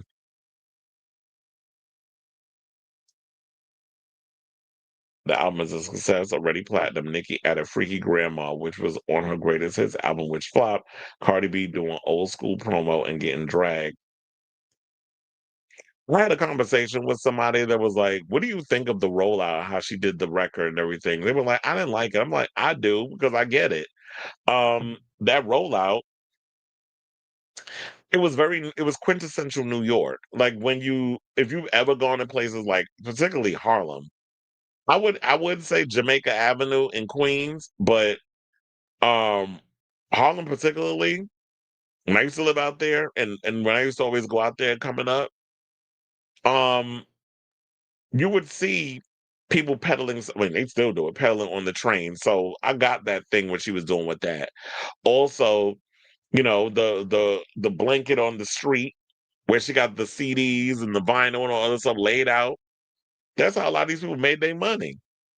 So the rollout and way she did stuff, I was like, this totally works. And it kind of reminds, it's like even similar to Pusha T, like Pusha T and Malice from Clips. They did an old school way of promoting. And that is like, yeah, you got to get out there, you got to promote, meet the fans. And I feel like this is the new way. Because remember back in the day when we were growing up, even though if you go overseas, they still exist. We had HME, we had Virgin Megastore, we had we still got why am I thinking Blockbuster? Best Buy. We still got Best Buy. So, um, we had those ways of like where they would do the old school meet and greets. Cardi is trying a lot of the artists are trying to get back to that, where it was like, this is how we did stuff back in the day. I just feel like y'all forgot what that was like. Meeting your fans, taking pictures with them. And then people was getting mad because they were like, oh, I gotta buy something in order to get a picture with Cardi. Yes, dummy. Where have y'all? Oh, I forgot because y'all not of the era where when we went down to the Virgin Mega store and our favorite celebrity was there, you had to, and they were signing copies of their stuff. Yes, you have to buy a poster, you have to buy a vinyl, you have to buy a CD so they could sign it. Hello? Like you thinking, oh, I'm just gonna get on the line and get a selfie and call it a day? Like, no. You gotta buy the product. That's what we did back in the day. So I don't know why y'all thinking y'all are exempt. Cow. Hi, Sir the Mermaid. But anyway, let's get back into the show. Let's talk about Nicki Minaj because after all that stuff we done said about Cardi B and everything with the drama with her and JT and all the girls, the rap girlies are fighting on social media. I felt like Nicki felt this is the perfect time for her to come out and slither her way on social media and pretty much be like, "Hey, I'm over here. Don't forget about me. Don't you forget about me." It's like, "Don't forget about me. I'm over here and I'm about to release some new music and I'm gonna give y'all a date on when this new album is coming out." So Nicki, clearly knows how to send the barbers into a frenzy. So on Wednesday, all she did was hit up social media with a cryptic Twitter post, basically saying 3/27/26 with a CD emoji. Um, and of course, it got people riled up. So now the announcement currently has over 7 million views and over 101,000 likes on Twitter, with fans obviously ready for what will likely be Minaj's sixth studio album. Now, back in 2024, the Blessings rapper teased that both a tour and a fresh body of work was slated to drop either late 2025 or 2026. And here's the thing, this is another shady thing. She released her album 2 days after Cardi B performs at Madison Square Garden. Because Cardi B's tour hits Madison Square Garden on, I believe, the 25th. Because when I was on my way to there yesterday, they had the big billboard that they showed outside, like the jumbotron, because it always changes to show different shows. Like it doesn't just have one big poster up. So on the electronic jumbotron, it did give an advertisement for the show, and I was like, oh, looks like yeah, Cardi's coming. And 2 days later, here come Nicki with her new album. So the announcement currently has, oh, well, we already said that. Now back, hold on, what else does it say? Oh yeah, so there was also, remember, she put out a long letter that she dropped on September 15th of 2024, where she basically was like, instead of giving y'all a deluxe of Pink Friday 2, she said she's gonna do a brand new album. She will incorporate songs like Mamita and the Anxiety song for the remainder of the tour, and she'll announce a new date within the next couple weeks. The new music was just too good to be thrown away on a deluxe album. And then told about how like the songs she recorded were just too iconic, how she loves the barbs, all the other stuff. So this was all about back in 2024. So that was a year ago. And now she's saying like those songs and everything I have coming out now. Wait, who got indicted? This is what you was about. You said former FBI Director James Comey is about to be indicted, and it's for accepting a brown paper bag full of 50 grand in cash bribes. Oops, no, I'm sorry, that's Tom Homan, and nothing is happening to that corrupt mushmouth goon because this world is upside down. Yeah, he do got a mush mouth. I'd be like, his teeth is all fucked up. But anyway, let's get back into Dickie. So of course the boss was excited. And they said, and the world needed you when the world needed you most, you appeared. This is what one person put. And another person said, March is my birthday month. Well, it is the month of the Libra, but it is not or not Libra. Libra is this month. It's the month of the Pisces. That's early March. But what comes after the Pisces? Aries? Somebody let me know in the chat. I know I got my holos my horoscopic soothsayers like Miss Mermaid and Onyx in the building. So, but child, now it wasn't all a bed of roses because some people threw some shade. and said, announcing a 2026 album in 2025, Cardi B is pressing everyone in this industry. Where another person went and says, someone is butthurt over Cardi B's successful album. How many Pink Fridays can you make? Which I will say this, Nicki, no shade, but you really need to kind of dig in the arsenal and come up with a new name. Stop being as lazy as Lil Wayne and calling every album you come out with The Carter. Like, I need you to come up with something else. Come up with a new name, a new title.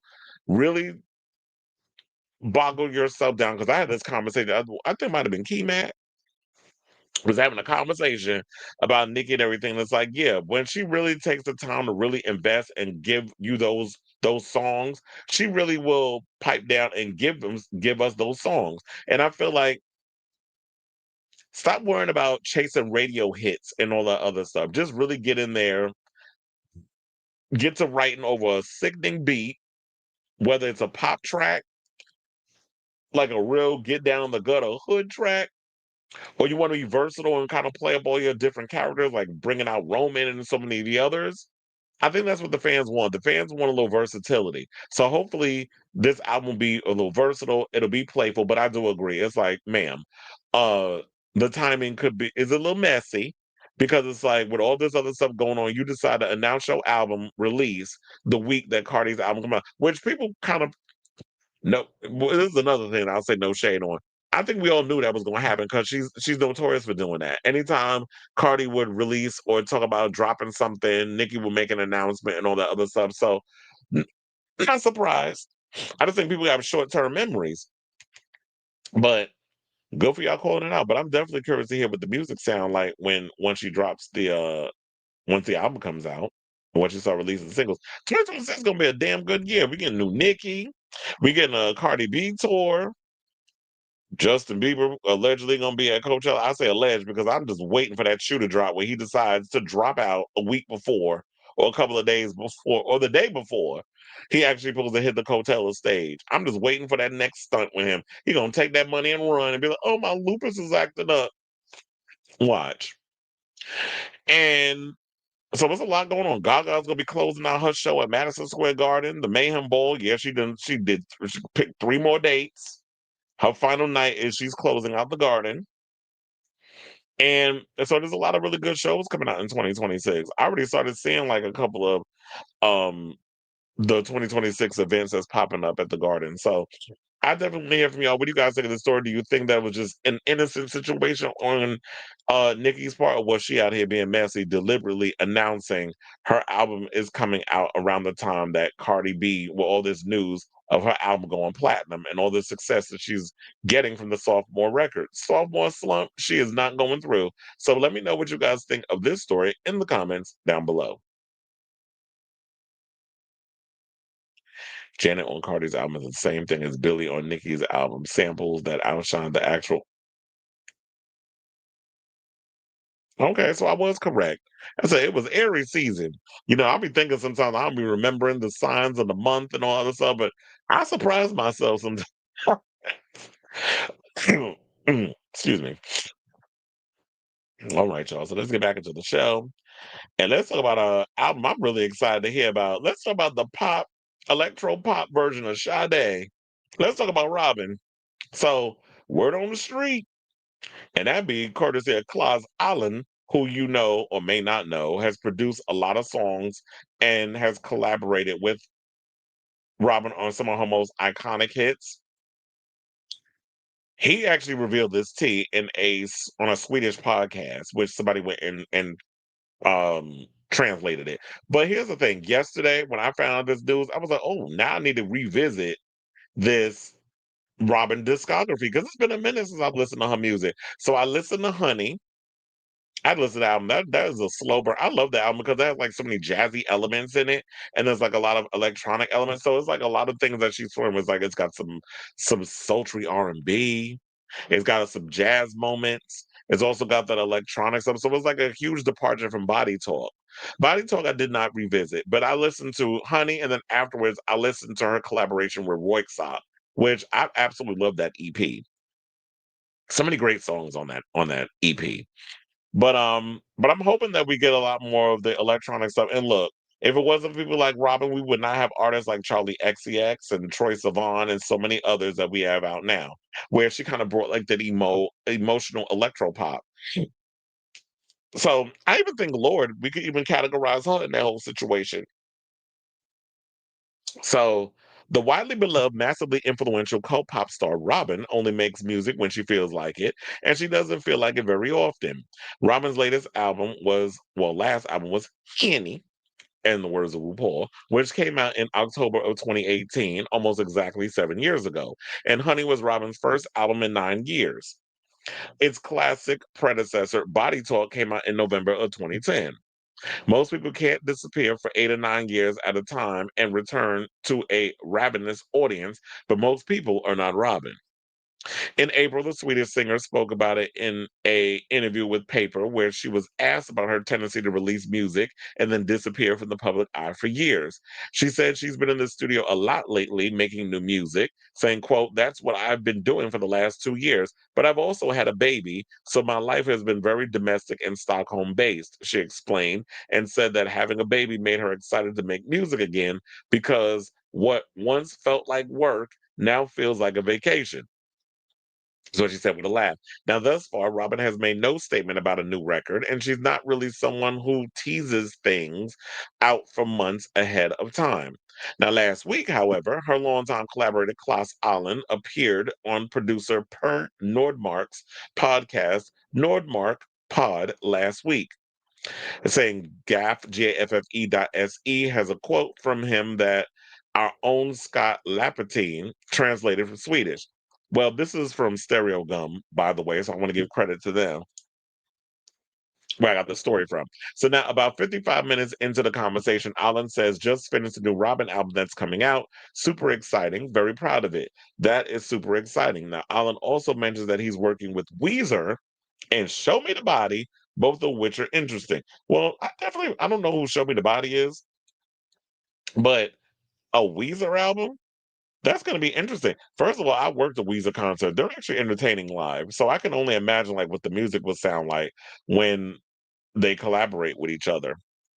Now, Robyn's debut album, Robyn Is Here, Jesus, I feel old, turns 30 next month, and a 20th anniversary edition of her amazing self-titled LP is coming out this Friday. Last year, Robyn appeared on a remix of Charlie XCX's 360 and on Jamie XX's Life. This year, she performed with David Byrne at the SNL 50 concert with Jamie XX in Copenhagen and with Gracie Abrams at Lollapalooza. Last week, Robyn was with Charlie XCX and George Daniels' wedding party, along with Young Lean, Maddie Healy. Oh, yeah. Maddie, I don't know why I was thinking Taylor Swift for a second, but it was Charlie XCX. Yeah, Maddie Healy, of course, going to be there for the 1975. Carolyn Polachek, Clay Rowe, Troye Sivan, and various other personalities from the extended Brat universe. So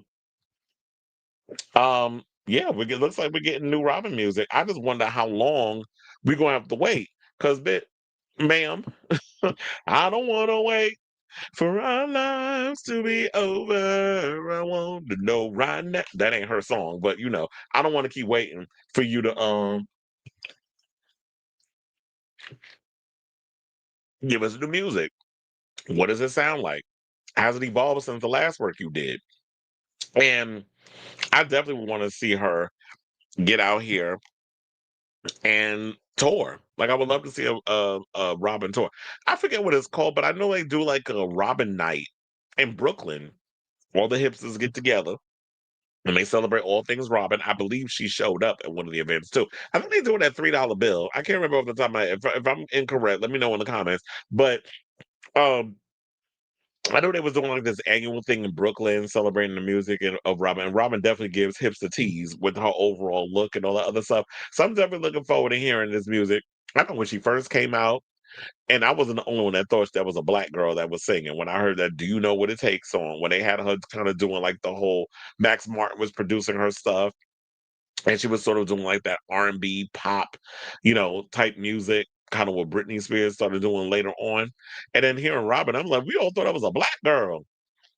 And then I remember when she went on RuPaul's show, the one that was on VH1, and she said the same thing. She was like, I thought you was a black girl. So shout out to you, Robert. I'm definitely excited for the new album, but I definitely want to hear from y'all. What do you guys think of this story? Are you excited to hear this news? Klaus Allen, who is a frequent collaborator of Robyn, says that, yeah, we've been working on this album and we're done. And I don't know when it's going to come out, but be on the lookout for some Robyn music. I'm starting to think maybe we'll get something by the end of the year, like a single, and then we may get the new album sometime in 2026. But it's definitely on the top list of my highly anticipated. Not as highly anticipated as new music from Madonna, but for the most part, I am definitely excited for some new Robyn music. So let me know what you guys think of this story in the comments down below.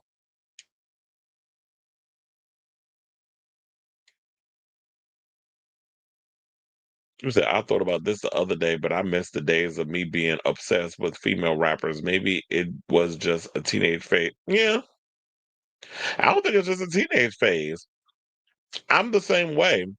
I don't, I'm not that, like, whenever female rappers specifically, I don't get that as obsessed as I once did. It's like, okay, you put out a record, I'll listen to it. I'm just good. I move on.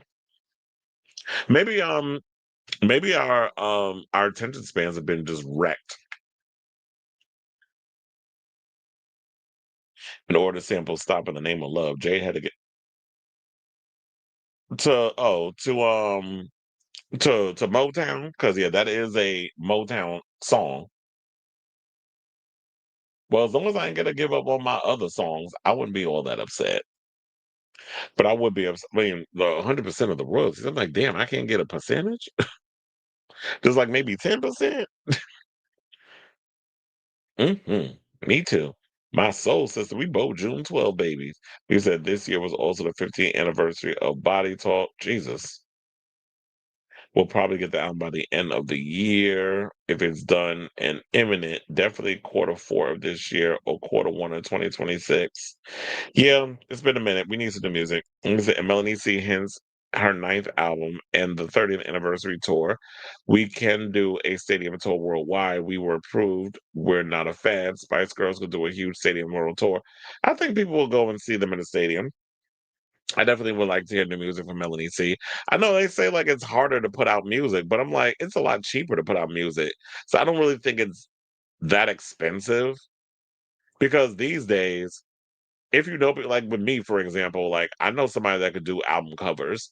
There's a lot of things that make things a whole lot easier. I know a lot of people get mad about AI or whatever, but if you could use AI as a tool to help you get things going, then that's fine. Also, CDs now are relatively cheap. You could buy like a whole stack of CDs for cheap and get you some covers, whatever the case is. You could just press the music yourself on them while they're still cheap. Right. Now, since we were just talking about tours and um things of that nature and old school groups, let's talk about NSYNC. So Us Weekly was out here talking about that NSYNC were in talk. And I remember we went back and forth on this. We were talking about NSYNC have been in negotiations to talk about a possible comeback. They're going to go out and perform, which I think would be a great idea because the Backstreet Boys have still been together. They're kicking ass at the Sphere. I don't think their new residency has started up yet, but they've negotiated a really big deal. They were successful with their first run. Now they're about to do another run. They're gonna make more money doing that. And I was like, well, yeah, NSYNC, I definitely feel like they need to come back as well. But it seems like that comeback is short lived and it's due to Justin Timberlake. But it's not all Justin Timberlake for like normally we come up here and windmill on him, but it's because of his Lyme disease diagnosis that he's like, I can't come back and do the tour. This is definitely going to ruin the tour, apparently. So it looks like NSYNC is saying bye, bye, bye to a reunion, at least for now. Now, the iconic boy band has been closer than ever to getting back together for a massive stadium tour, but multiple sources exclusively tell Us Weekly that their plans are now on hold indefinitely. And I say indefinitely. Do y'all mean indefinitely like how y'all was about Jimmy Kimmel? Then a week later, he back at the job. So now, while one insider says JC Chazé, Lance Bass, Joey Fatone, and Chris Kirkpatrick were all on board, the timing wasn't right for Justin Timberlake because he was on his solo Forget Tomorrow World Tour from April 2024 until this past July and is now battling Lyme disease.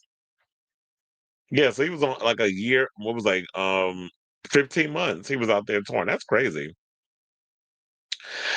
But this is what a lot of the artists have to do. Now, Timberlake, who's 44, announces relentlessly debilitating diagnosis the day after his final show, writing in part via Instagram, quote, I honestly don't know what my future is on stage, but I'll also cherish this run and all of them before.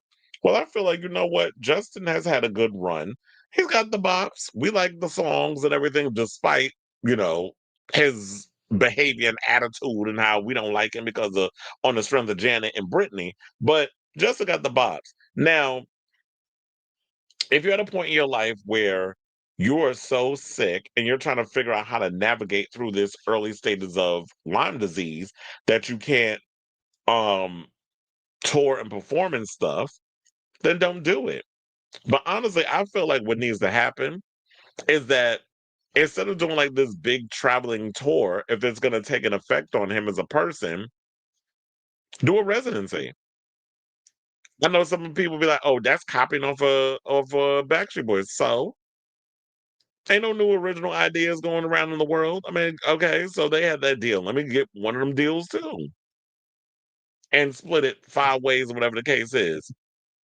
Justin got enough money anyway. Quiet as it's kept, but um, for the most part, the nostalgia fans, which would be my generation, I guess.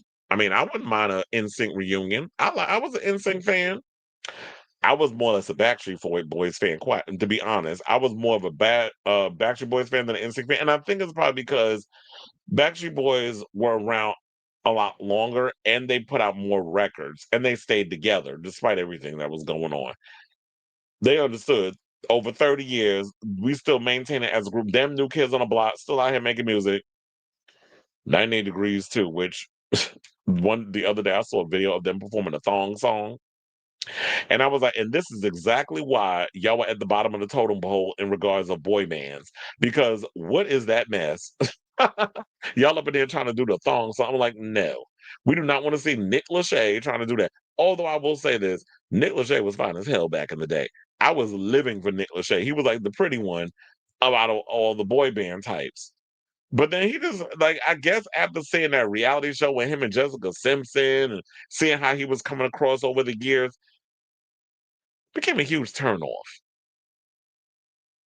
So an insider knows that Shazay, who's 49, damn, you know the oldest one is Chris Kirkpatrick. He's 53.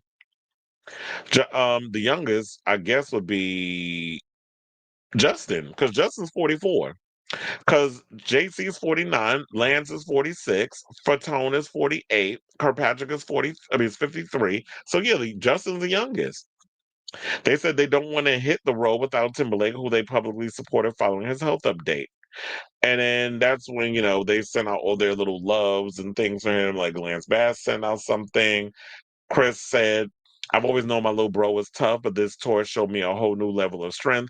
Watching him battle Lyme disease day in and day out while still getting on that stage night after night was something I'll never forget. The long days, the travel, the exhaustion, and yet he never gave up.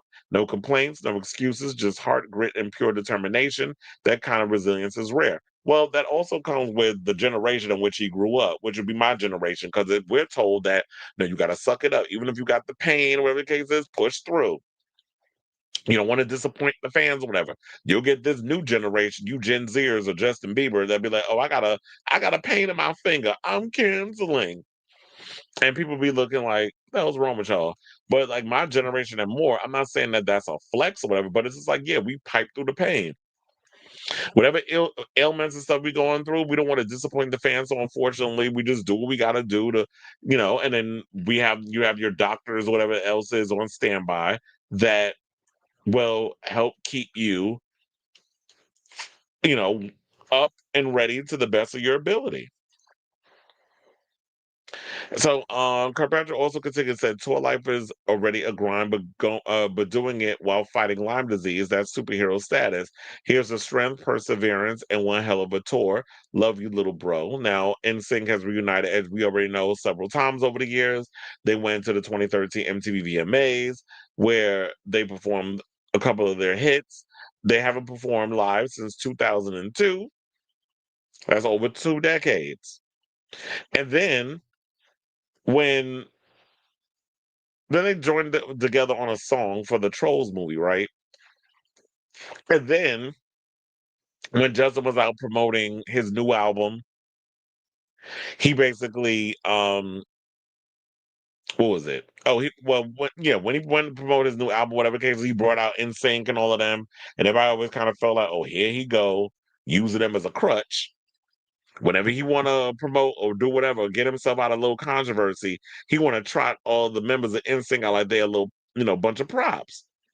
And they happy to be there, so they're gonna go along and get along. I do wonder how a lot of them have been surviving post uh the NSYNC breaking up. Because Justin's the one that's had the career. I know Lance has he does he's now in the whole bar scene. Like he had one of the bars closed that I know was in West Hollywood. I don't know the status of all his other businesses, but I know he's gotten into the gay bar and club scene. Joey I know he's been in and on and off Broadway performing, and he's been doing like reality shows and stuff. Chris, I haven't seen anything in a while. I know he did do Big Celebrity Big Brother. I remember that, but he got into it with Todrick. I do remember that, but I haven't really seen him in a whole lot of other stuff since. And JC, still cute. Um, JC's been out here doing things every now. I know. Remember, he was working on doing some type of show or whatever, like a musical, I guess, or something he was working on. But we ain't really heard much from him. So while I would love to see an NSYNC reunion, and I'm hoping and praying that it happens, just like we still wait on this Destiny's Child reunion. We need that to happen too. I just hope that Justin is able to find a way to get it together in his situation so that way he can, get out there and give us a show. But if it comes down to it, I feel like maybe what will work is a residency. But I know like him having to get in, they got to rehearse and do all other stuff. I know that's probably going to be a lot for him too, especially if you're dealing with Lyme disease, you have to think about all the preparation that comes up to putting on a show. It's not like NSYNC just gets up on stage and just holds a microphone and just starts singing. They do choreography too. So all of that's got to come into place as well. So I get it. So I say all this to say, what do you guys think of this story regarding the rumors swirling, courtesy of Us Weekly, that NSYNC are looking to? They were planning on doing they were planning on going on doing a stadium tour, that sort of thing. And now because of Justin's illness, recent diagnosed illness, it's not happening. Some people think that he's lying about the whole Lyme disease and thinking that this is what he's saying to cover up an alcoholism situation. I don't know. I don't work with him. I'm not his doctor. So I don't know what's going on with him. But if he say he got Lyme disease, I'm inclined to just go along with it until proven otherwise. So let me know what you guys think of this story in the comments down below.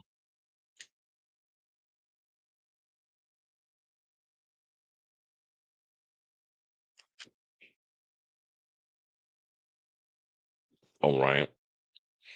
Felix says, do you think Jerry and Victoria would do a tour? Jerry seems like she's moved on. I know. Don't Victoria have a reality or not a docu series or whatever coming to Netflix soon? Jerry is still Spice Girls. Victoria has moved on. And it's because the fashion world kind of made her do a choice. You want to be respected designer, ditch the Spice Girls and the fans. She's a huge respected fashion designer. Yeah, because I know people was not taking Victoria Beckham serious. Yeah, they're trying to find every little thing because now that they done overused the whole, Charlie Kirk situation. Let's jump into something else. Not from the music.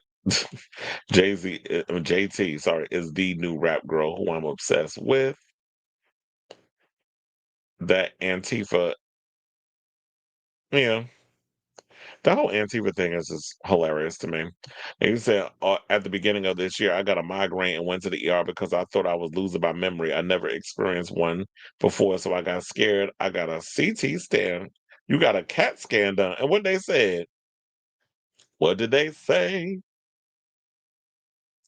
See, now we have somebody who does believe that the Lyme disease is a cover up for a drug addiction.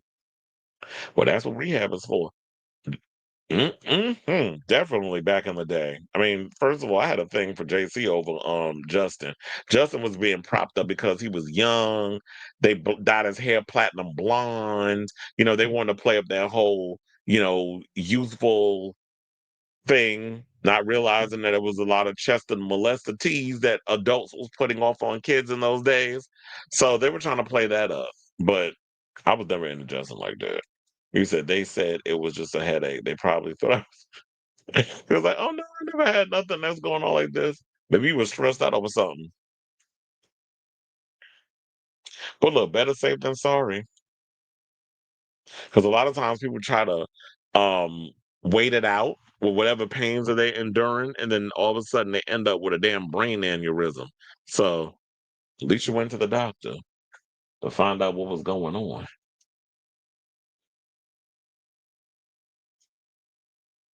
Now, hopefully this damn camera will stop giving me issues. But I think it was the wire. All right, y'all. So let's move on. Let's talk about Mariah, who has been on this, promotional situation regarding her upcoming album. And it seemed like she don't want to talk about anything going on in her relationship because she recently did an interview with Gayle King, which I avoided watching because Gayle King makes my teeth itch. She irritates my entire spirit. And I'm just like, I didn't want to watch the thing. But because it was about the whole situation, I did watch it. And she did a pre-taped segment for CBS Mornings and was asked by the journalist about a co-parenting relationship with the Masked Singer host, and that would be Nick Cannon. As y'all know, he shares 14-year-old twins Moroccan and Monroe with her ex-husband. Moroccan has not cut his hair. That hair still, he out here looking like Shaggy Dog with all that hair. And Monroe, look, she's becoming cutie. When I don't agree with the whole kids wearing makeup, but if Mariah's letting her play around in the makeup, that's not my child. So who am I to judge? But we have the segment courtesy of the Jasmine Bland. I don't think we'll get in a copyright trouble because this is coming from a blog rather than me actually taking it from CBS. So there's always a loophole that we could get around. And then we'll come back and we'll talk. Please hold. Like she has in most major moments in her life, Carey says she turned to music. Her new album mixes the classic R&B ballads that she's known for with something more. How do you describe the sound to you? I would say it's new Mariah, but still sounds like Mariah, but there's a little twist to it that makes it a little bit different. Adding to the new sound is Grammy-winning artist Anderson .Paak. He collaborated with her on several songs on the album and is featured on the next single. I'll mute that because they playing music. It's you and Anderson .Paak together. Yes. Did you reach out to him? Did he reach out to you? I reached out to him. Why him? He's brilliant. Well, that's a good reason. He's really a great artist. I can tell by the I was like, we're not getting those. Of you all holding hands. Is this just a... He just likes to hold my hand. He just grabs my hand. I don't know what he's doing. Listen, I think holding hands is very nice. Are you saying it's just strictly we're just friends? But because now people are cheering for you, thinking, I hope this is a thing, or maybe it's not a thing. How do you see it? He's a hand-holding club. That's what it is. Is that what you want to call it, a hand-holding club? The hand-holding club. Okay. But this is how the rumors start, because he was there at Christmas, and everybody knows what Christmas means to you. Yes. So when they saw him with Mariah at Christmas, then people thought, oh, this must be something serious. Yeah. You can share or not share. It's up to you. Well, they better know that it's something special if it's Christmas. You know what I mean. The fact that you allowed him to come. I'm fine if you don't. He enjoyed it. Did you enjoy it? I did. Uh-huh. There was a hot tub there. It was nice. Uh-huh. The singer is also balancing being a mom of 2 teens. The twins are now 14. I'm curious about you and your 2 children and how you navigate, because you're a co-parent with Nick Cannon, how you navigate co-parenting when his life is so public. I kind of feel like it's best if I don't talk about him because he can just be in his own world. No offense to him. Like she has in most major moments in her life, Carey says she turned to music. Her new Okay, so y'all pretty much got the gist because I was like, it was playing back the clip again.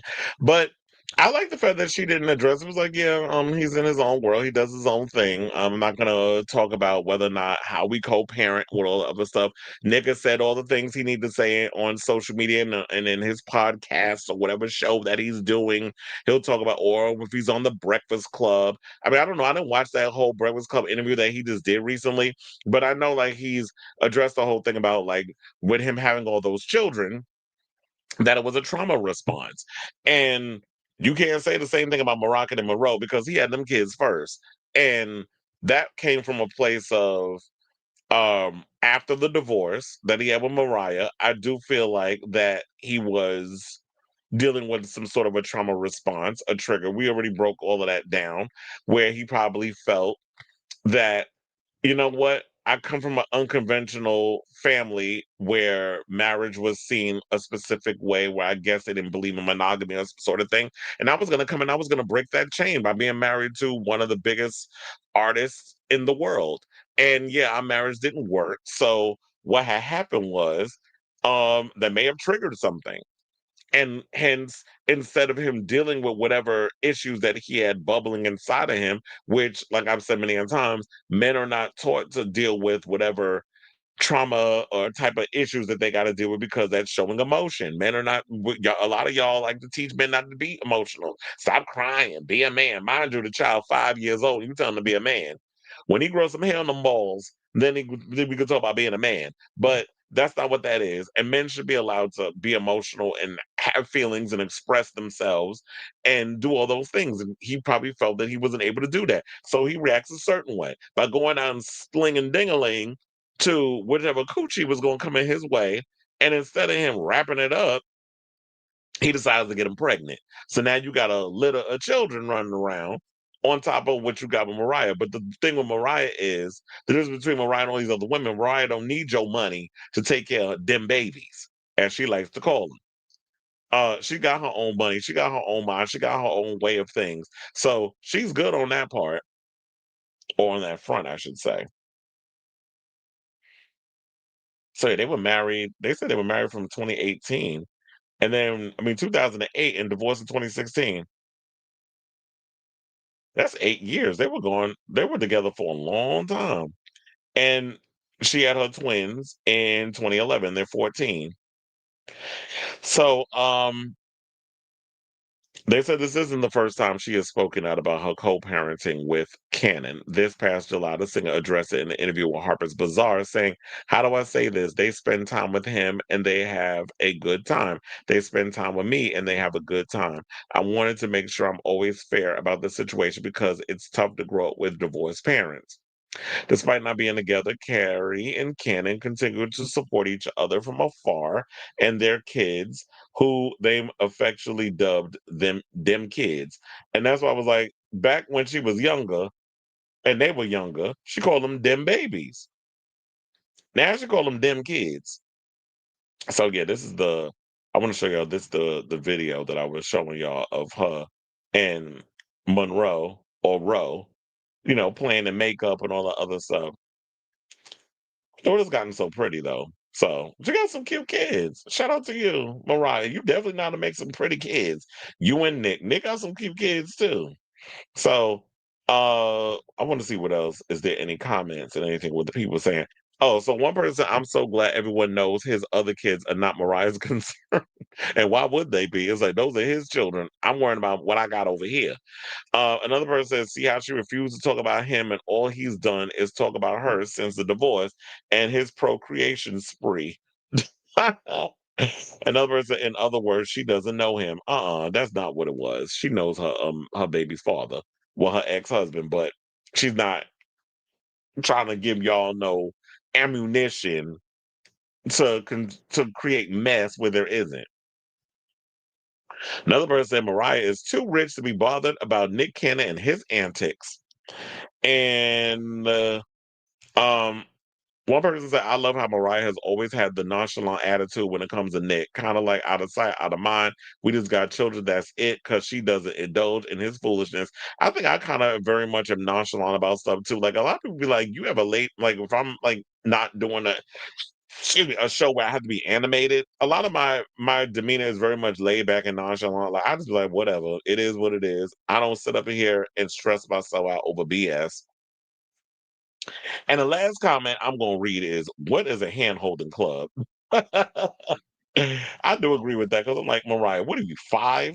Like, you talking about some damn hand holding club. Hand holding club. I'm just gonna get down at the hand holding club. That should be the Chapel Roan remix. But anyway, so I say all this to say, what do you guys think of this story in regards to what Mariah didn't say? Because I was going to say what she had to say, what she didn't say about her relationship with Innocent Paak, as well as her relationship with Nick Cannon, her ex-husband. So whatever your thoughts are, because you know that's always what people going to ask about. Whatever your thoughts are, let me know in the comments down below.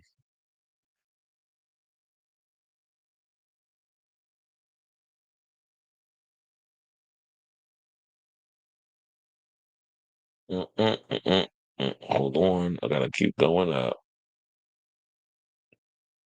You said I watched her interview. She didn't want to say Nick's name. She said one of those songs on the album has some lyrics that mention him without mentioning. And you said I did watch. You know what interview I watched that was really good? There was one on CBS with Doja Cat. I was like, that was a good one. It was an extended interview, and then it was like a shortly edited one too. She played a track. Who got a new album coming out tomorrow, by the way. She played a track for someone's ugly daughter for an Apple Music interview with SZA. I really want her to officially release it next year for the 30th anniversary. I think it would be really fun to do something with Olivia Rodrigo. Isn't one of her kids a fan of hers? I will be listening to Here for It All as soon as it drops at midnight. I'll probably listen to it on the way to work tomorrow. I was at a party with Bella Hadid, where Bella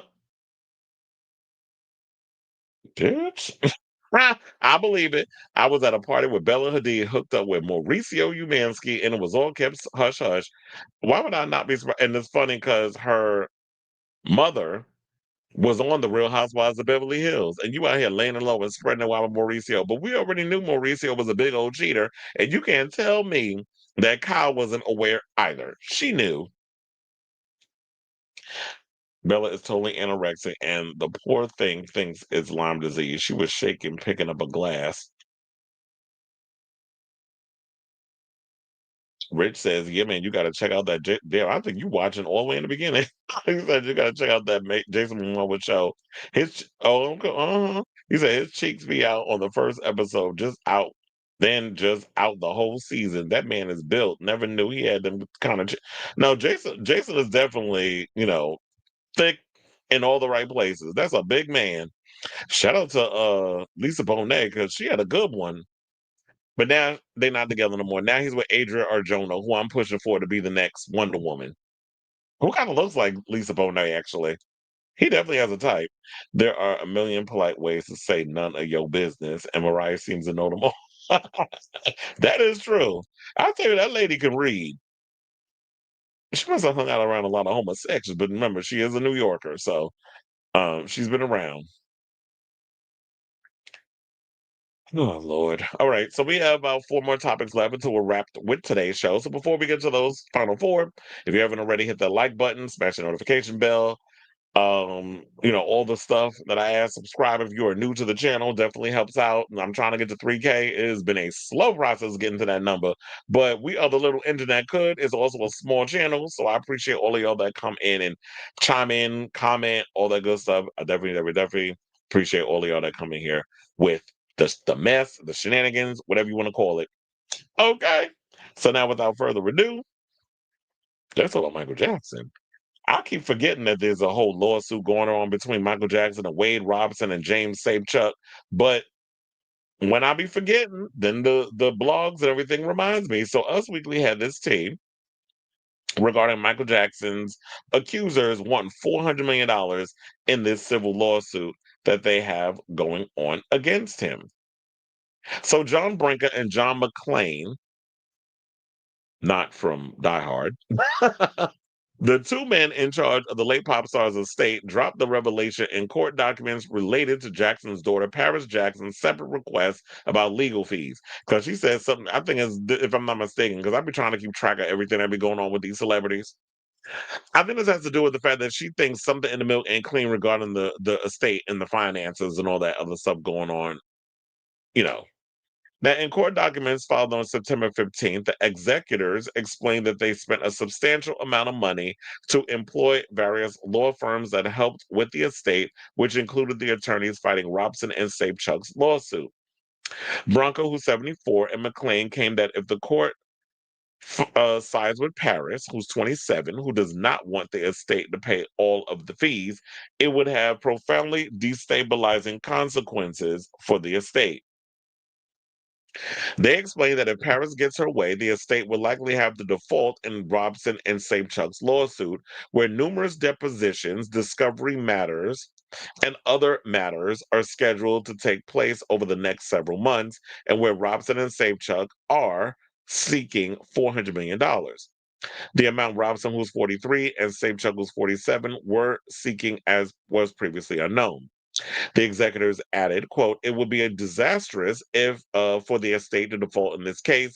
In addition, they argue their work and the work done by the lawyers they employed, quote, have taken an estate mirrored in almost $500 million of debt to a multi-billion-dollar powerhouse," end quote. As first reported, Bronco and McClain have involved in a dispute with Paris over certain legal fees they are requesting be paid for by the estate. Paris said that she has serious questions over certain expenses approved by the executors and asked that the court intervene. The executors scoffed at Paris's claims and said all payment requested are proper. As previously reported, Sapechuk claimed he met the pop star while working on a Pepsi commercial in '86 when he was 10 years old. He claimed Michael invited him to hang out months later. The two became close. Sapechuk alleged that Michael SA'd him when he was 7 years old. He claimed the abuse lasted for years. Now, Robson also claimed Michael abused him as a kid.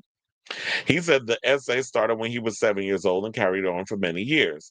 The pop star faced similar accusations during his lifetime but was never convicted of a crime. Robson and Sapechuk spoke out about their alleged experience in the HBO documentary Leaving Neverland, which was released in 2019. Sidebar, wasn't there a second one? Didn't we have a second one that came out? But I think that it wasn't released in the United States. Now, Robson and Sapechuk are suing Michael's companies, MJJ Productions and MJJ Ventures. The company denied all allegations of wrongdoing. Now, in their recent motion, the executors claimed that without the legal assistance, other business ventures would also suffer, saying that without counsel, the estate would be forced to default in pending litigations, where liability would be devastating. The estate would also lose the benefit of counsel maintaining its intellectual property portfolio, the lifeblood of its businesses. The estate would lose the benefit of legal advice regarding its numerous successful projects and investments, MJ1 Cirque show, MJ the Musical, and the upcoming motion picture Michael. Now, in her motion, Paris opposed certain fees she felt were excessive and asked the court to limit the executive's powers when it came to paying legal fees. Which all she want to know is that, okay, so there's some things out here that I'm just finding questionable. Where is all of this money going? Y'all out here charging up the wazoo for things. Y'all out here shelling out all these coins for stuff. I just want to know, she just wants a trail of all this stuff. She wants to know what's going on. I don't know if getting the courts to intervene is a bit excessive, but there should be some people in place that at least are checking. Like, isn't there like a yearly audit or something or another that can check and make sure that all the I's is dotted and all the T's is crossed and everything needs to be done the way it's supposed to be done? Like, I'm just genuinely curious about that. Now, in regards to this $400 million lawsuit, y'all really think that y'all gonna walk away with $200 million split? Because I'm guessing that that's what's planning on happening. Is that Wade thinks he gonna get 200 mil. James think he gonna get 200 mil. Of course, with y'all getting the 200 mil, if you get it, which I don't think you will, that you have to pay your attorneys all that extra money and then the taxes and all that other stuff. But still, you'll be able to have whichever money you want to have. Look, like they said, we gotta believe the victims. So I'm gonna give them the benefit of the doubt. But if y'all have a way of proving all of what y'all need to prove and go through the channel journey to go through, and if you actually walk away with something, I'll be paying attention to keep you guys abreast of this story when all of that goes down. But in the meantime, we got the new Michael movie coming out. They got MJ the musical, which that kid from On My Block, I believe, is playing Michael Jackson. So that's all of that. So I definitely will be keeping you guys abreast of this story as it develops. But in the meantime, I definitely want to hear from y'all. Let me know what your thoughts are on this story in the comments down below. All right, so now let's get into some homosexual news. And let's talk about Lukas Gage, who recently did a podcast where he opened up about his very brief marriage to celebrity stylist Chris Appleton, who does hair for like Hannah I believe he did it for Hannah Lopez and Kim Kardashian, a bunch of others. Sidebar: did you hear that mess going on with Ray J talking about RICO charges against the Kardashian? I'm like, boy, if you don't go sit your 34 attention ass down somewhere, I don't think you know what RICO even means. So, and then talk about the whole thing regarding the sex tape and everything. I'm like, sir, you should have filed all these charges eons ago if you weren't about that and mess up your career where it benefited Kim. But anyway, so Gage is slowly sharing more details about the disillusionment on his short-lived marriage to celebrity hairstylist Chris Appleton. Specifically, the Euphoria and the White Lotus actor discussed, and he was also in Smile too, discussed how he wasn't able to recognize himself at certain points of that relationship. So he went and recently did a podcast called Not Skinny But Not Fat. And the host, when asked him if he wishes that he had gotten married, if he hadn't gotten married on an episode of the Kardashians, no less. But I do have that clip. So let's play said clip and then we'll come back and we'll talk. Sometimes wish that I you didn't. hadn't Gotten married on the Kardashians. Yeah, Yeah. but no regrets. Hashtag no regrets for real. No regrets for real. Look, I learned so much about it. The way you described your suit killed me. On point, the way you described it, like the Siegfried and Roy. It was crazy. I knew you Mm-hmm.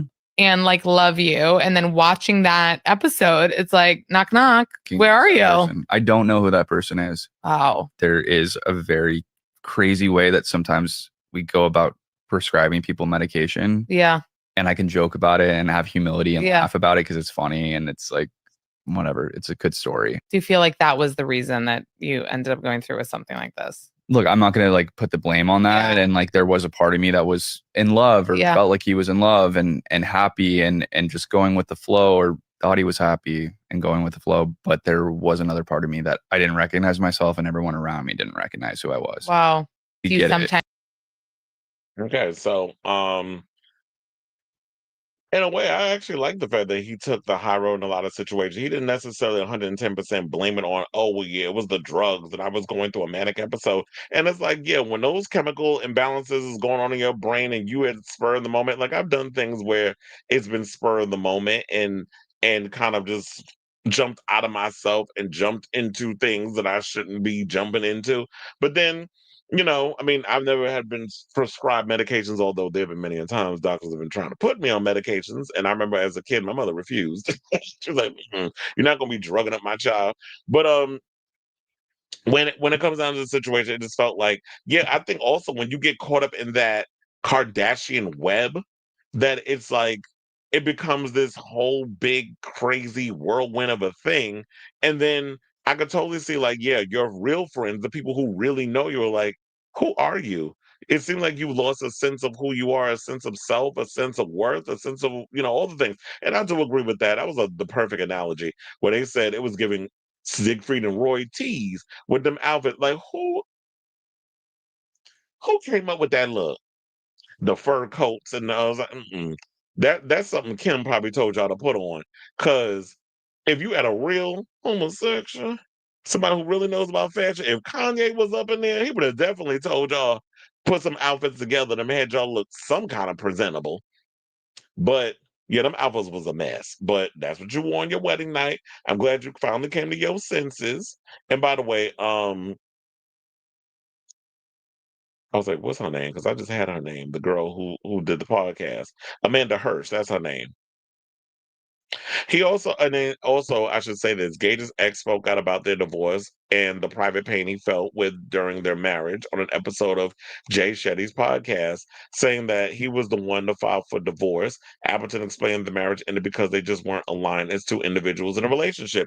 And this is what happens when y'all go off vibes. Y'all don't take the time to get to know the people you get in a relationship with, and y'all immediately want to just jump the gun and be together forever. It's like, no, you need to get through that. Like, there's many phases that you go through when you're in a relationship. You got to go through your honeymoon phase first. Once you get that out the way and y'all actually know each other's ins and outs of what ticks and what doesn't tick, and don't get me wrong, in relationship, you can know somebody for a long time and still discover new things about them. So I'm not going to say that in that honeymoon phase, which would usually be about a 3-month period, that you would know every aspect of the person you're in a relationship with. But at least you'll get the bare bones of who they are. And y'all didn't take no time to really get to know each other before y'all immediately jumped into this relationship. And I think also we didn't really know if Lucas Gage was openly homosexual because he kind of kept that to himself. I mean, there was always rumors going around, but he was like, I don't care. I'm official with this situation. I'm all in. And it just didn't work out. So I'm kind of glad that he came to this revelation. But what the people were saying in the comments over there on the not skinny but not fat. So one person said, I mean, I would risk it all too. Marry Chris Appleton. I get it. He's also much older. He's in his 40s. He's got grown children who are around the same age as Lukas. So that should have been a red flag from the beginning. Like, you marrying somebody who's practically one of your kids' age. Then another person said that was so transparent and respectful, such a good guy. Another person said the Kardashian on-screen wedding success rate ain't great, but Court and Trav are thriving. Another person said, what medication is he talking about? I must have missed I just have missed a lot. Well, I don't know if he did he mention it? It's not open. They said you got Chris and Shania. Take the W, babe. Another person said love is his honesty in this. Another person says, so good. I've watched this episode several times and always wondered about how Lukas was. Go for it. Live your best life, young man. We all make mistakes and come out better on the other side. Somebody said he looked like Shane Dawson too. Another person said they had no idea they divorced. And look, we don't always expect everybody to just be knowing everybody business. That's what we here for. We're gonna break it down for y'all and let y'all know the latest and what's going on. So that way it helps your day go by a whole lot faster. And we want to take your mind off the buffoonery that's currently going on in this country. So shout out to you, Lukas. Glad that you are doing what you do. I know he said he got a memoir or something on another coming out, and I know he's been doing some acting and all that other stuff. So, good on you, sir. So yeah, I definitely want to hear from y'all regarding this story. Whatever your thoughts are on the Lukas Gage, Chris Appleton situation, let me know what your thoughts are in this story in the comments down below.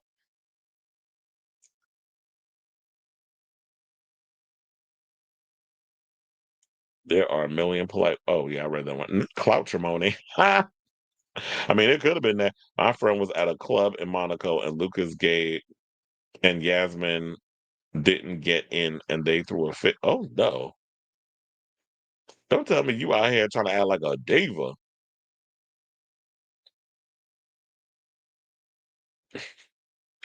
Not you saying he could stay out. Yeah, he do definitely be giving me like clout chasing teeth. And I'm here for it. That's why him and Chris were pretty much compatible. I mean, if you working with a Kardashian, you gotta have some level of like ego.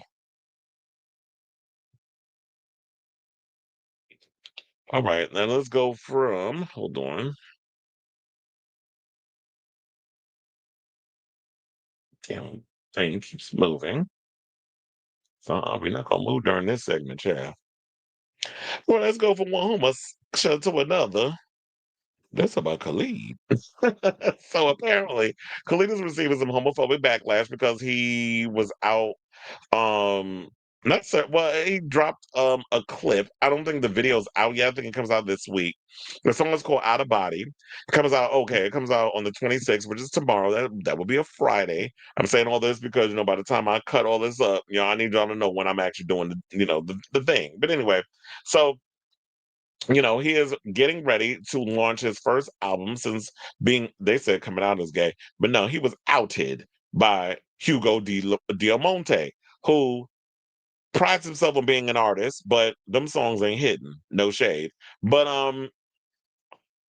and he basically was saying like, yeah, I'm not ashamed of my sexuality and stuff, and people making it seem like I guess maybe he was in some sort of way.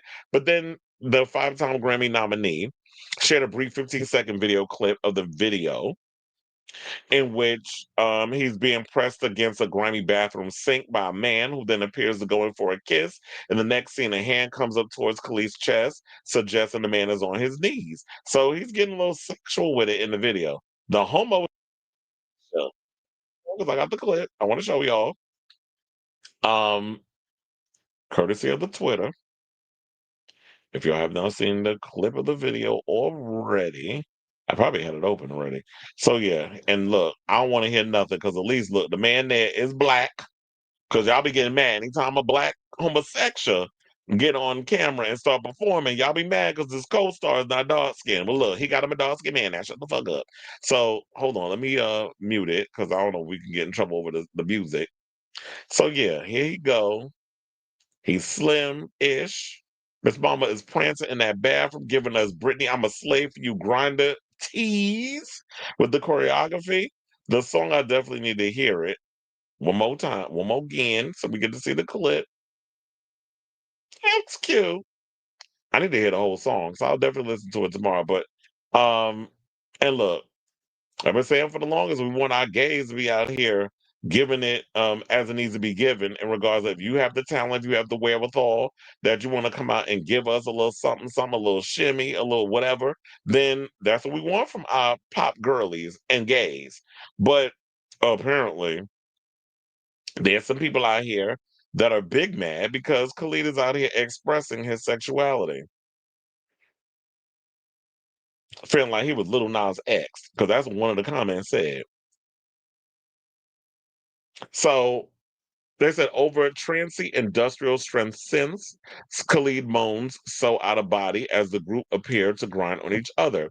Out of Body is the second single from the 27-year-old East Side Singer's fourth studio album, After the Sun Goes Down, which is due for release on October 10th. The first single, In Plain Sight, was released in August. Now, I don't know how well that song did, but it's out there. The musician was lathered with praise by fans for posting a clip of Out of Body, but grim, thinly veiled comments came in thick and fast too, despite the full music video not being out yet. Some compared Khalid unfavorably with another visibly queer musicians such as Sam Smith, Troye Sivan, Lil Nas X, while others moaned about him expressing his sexuality. So we have one that said coming out as gay in the music industry doesn't mean you have to hold on to all the stereotypes because honestly, this is disgusting.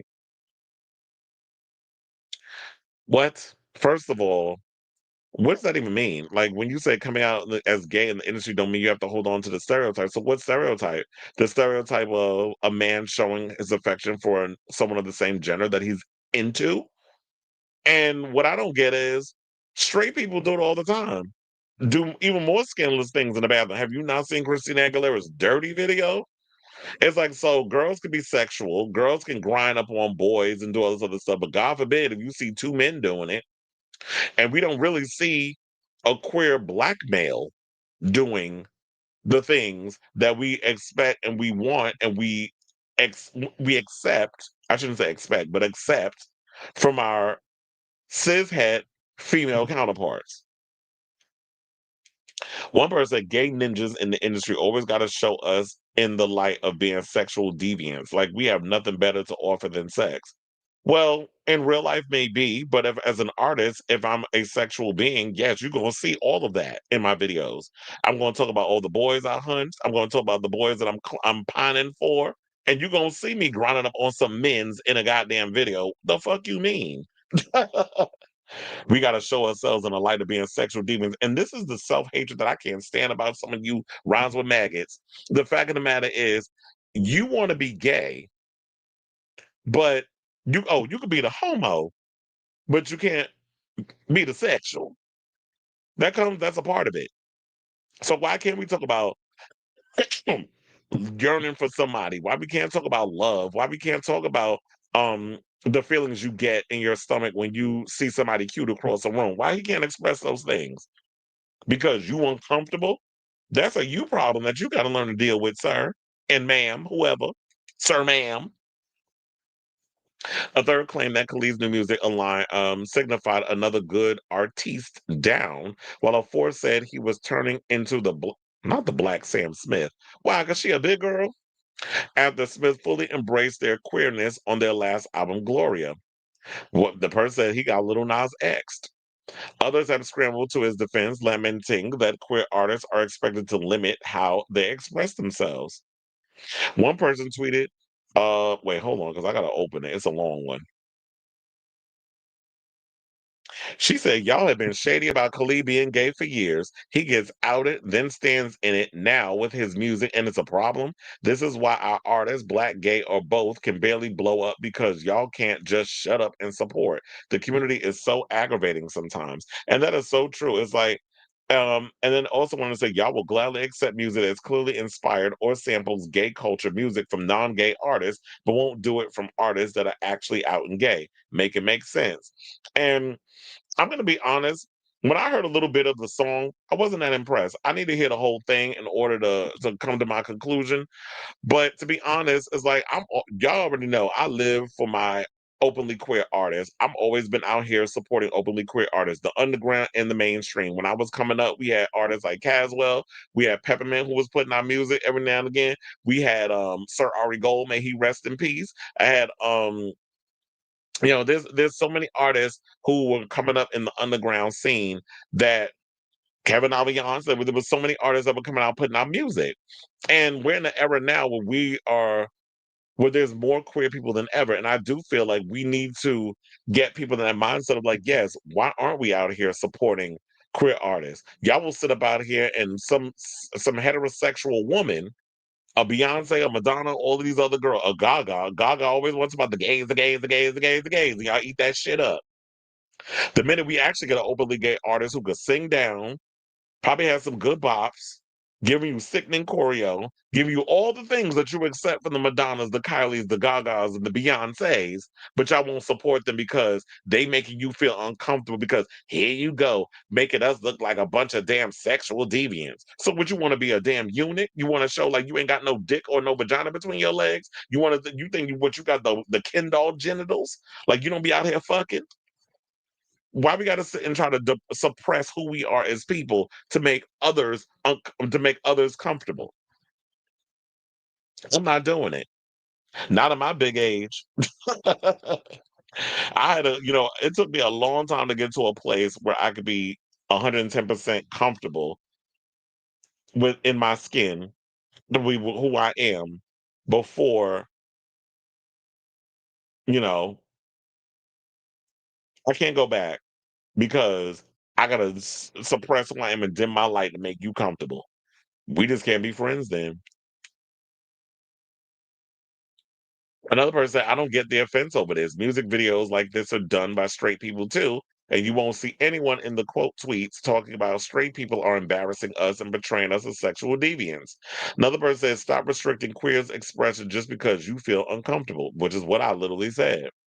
Another person said, y'all have been shady about Khalid. Oh, yeah, I read that one. Third added, y'all's reaction to Khalid is very telling. Y'all don't know what you want for real.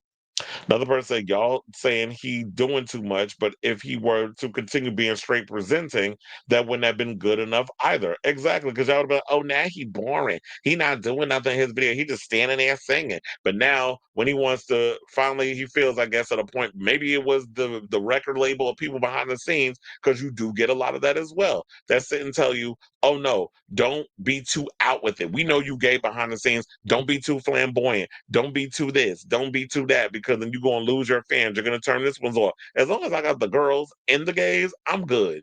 I'm not expecting some old housewife with a bunch of little ass kids to support me. As long as the gays listen to my music and the girls is out there, the gays got the disposable income. So I'm definitely wanting to keep them on my radar. I'm not saying all gays don't have families, whatever the case is, but for the most part, a lot of gays got disposable income. They're the ones that's going out supporting your favorite pop acts, going to see them multiple times, and spending all the money in the world to have that happen. So I'm with him on this, but another fan of Khalid's refused to be drawn into the backlash, opting to just praise the singer instead, saying, I love it when an artist gets to be more expressive, and this video is already amazing in the quality. And last but certainly not least, because I got to bring this up too, guess who also decided to throw shade? The queen that outed Khalid, Hugo. Oh, I got his tweet. Because one of my friends went and posted something about it, and he was like, well, how do you know that Hugo said it? And I had to bring him the receipt. This receipt. So let me take that out. And he went and said, um, when he said Khalid out of body, I was trying to look for the comment on where he said what he said. I don't know if he went on Khalid's page, but I went to Hugo's page. It wasn't up there. So what I should have did was go to Khalid's page. But I'm sure they ate his ass up because he decided to try to come for him. And Hugo basically said no sex appeal. But I'm like, sir, he had plenty of sex appeal when he was digging out them guts, when he was being an old prostitute for that man. So he didn't have sex appeal. But the time y'all was together, I'm sure he had plenty of it. But now, because you and your feelings and your career hasn't taken off, now all of a sudden he got no sex appeal. You ain't got an argument in this fight because y'all was in a relationship. So pipe down, Miss Mama. Miss Mamas. Because you sound like the fool out here right now. It's like, just be cute. And that's what you're giving. So yeah, I say all that to say because I think I've pretty much worn out this topic enough. I don't need to go any further. I read all the comments. I gave my overall commentary, and I had to, of course, give y'all what Hugo had to say. So I definitely want to hear from y'all. What do you guys think of this story regarding Khalid really embracing his sexuality? And unfortunately, we do treat Black queers to shrink a part of themselves so they can't be expressive. And I feel like that we just need more Black queer artists to come out and really push that needle and be like, no, there needs to be more of us out here. And I'm hoping like when Lil Nas X comes back, that he, when he comes with his big comeback, that he comes back stronger than ever and as unapologetic as he can be with his artistic expression. So let me know what you guys think of this story in the oh, hold on. So let me know what you guys think of this story in the comments down below. Sometimes I take that, I always be forgetting to put it back in. The Kardashians are surrounded by clout chasers like the planets orbit the sun. I can't stand rhymes with maggots that act like there's a right kind of guy. Exactly. It's like, shut up. Whether you're sexual, asexual, top, bottom, mask, or femme, mind your business and just be kind to others. Exactly. This is all a sign of the times. How did pop music become Haven't we been talking about that on this show? That it seems like pop music and everything is just getting more and more conservative, which it never was. Pop just means popular. But the one thing about that genre of music is that you got to explore different themes and you could do it through a pop music lens. So it's like, what are y'all doing? Like, I refuse for y'all to allow something that has always been sort of rebellious in a way and boundary pushing, genre pushing, to be like boring and conservative. You want boring and conservative, go over there and listen to Benson Boone. Speaking of which, what was that thing that you sent me? Hold on. Oh yeah, you sent me something where you said more pop boys need to dig into George Michael's purse, not purse. And the people in the comments was like, they don't have the vocals for it. Another person said JT is the last one to really do something with his legacy. JT who? Timberlake? Mm-mm. Another person said, yep, and it's a shame because a lot of them could stand to study his first three solo albums in particular. Well, quiet as it's kept, Justin Timberlake was basically modeling a lot of his career after Michael Jackson's musical catalog, particularly Justified. That was a lot of cutting room tracks that was initially given to Michael Jackson, and Michael turned them down. And because I guess Justin was the closest to having sort of that Michael falsetto, they gave him those songs. Another person said, would you say Benson Boone is doing that? And then the person responded, I particularly feel like he veers closer to Freddie Mercury Light, which I definitely agree with that. I definitely feel like the thing with Benson Boone gives more Freddie Mercury than George Michael. George Michael was somebody who definitely was like, he did pop. He did kind of like there was like R&B influences. I remember what at one point didn't they go in on George Michael because they nominated him at the American Music Awards for like he was doing like for R&B or something or another, and people got pissed off at that. And it's like just because he got one of them real good voices where he sound like a black man, like he's got a lot of soul in his voice. He wasn't doing R&B. It was like George Michael was popping. I love me some George Michael. I grew up on George Michael. It's like a lot of the younger kids too. A lot of girls had a crush on him. Little did they know. Ricky Martin too. Anyway, so now let's move on to our final topic. And let's get into this mess surrounding Neon and this movie called Together. Now, I've been meaning to get around to watching this movie, and this is a movie with um wow, no, Devin Franco was the porn star. James Franco brother, Dave Franco, and his wife Allison Brie, who I can't wait to see as Evil Lynn in the new Masters of the Universe movie. But anyway, so there's a new horror movie that came out called Together. I still haven't gotten around to watching it. I know it's available on digital and all this other stuff. But apparently, China has come under fire because apparently they got an issue. Speaking of homosexuals, they got a problem with the gays, and they decided to go in and edit a gay couple and make them look heterosexual. Which Neon, who are the producers behind the studio that's behind Together, oh, they went off. So shout out to Deadline for this story. Now, in the wake of Chinese distributor Hishao caving the local censorship authorities and AI converting a homosexual couple in the movie Together to heterosexual, the movie's global distributor Neon has shot back, saying, quote, Neon does not approve of Haishao's unauthorized edit of the film and have demanded they cease distributing this altered version, the company said on Wednesday. Now, after screenings of the Dave Franco Allison Brie horror movie in China, word began to leak on social media about the change. Well, yeah, because they're not going to know because I think they're under like some sort of like talk about conservative, they're very much under an authoritarian regime. So the sequence augmented took place at a wedding between two men with AI editing swapping one man's face for a woman's. And I do have that picture because I was like, y'all need to see that just so for context. Because I was like, I got to come with the receipts. So yeah, that's the scene. On the left, you see is the two males. And then if you look on the right, all the way in the corner, now they put a woman. I'd have been pissed off too. Because what I'm hearing is that it doesn't even go with the context of the film. Now, the pic, written and directed by Australian filmmaker Michael Shanks, opened in China on September 12th, when the then was ultimately pulled completely. TBD on the status of Together in the key market. Now, Neon acquired worldwide rights on Together out of the year's Sundance Film Festival for $15 million and sold foreign. China is known for its fierce editing of U.S. picks to meet the political and cultural sensibility of the nation's moviegoers. That said, a UCLA study found that respondents in mainland China agreed with viewpoints that are favorable toward LGBTQ people there. So, if I read that correctly, because I guess we're getting at the end of the show and I'm starting to the eyes are starting to be like, okay, I'm tired, yeah.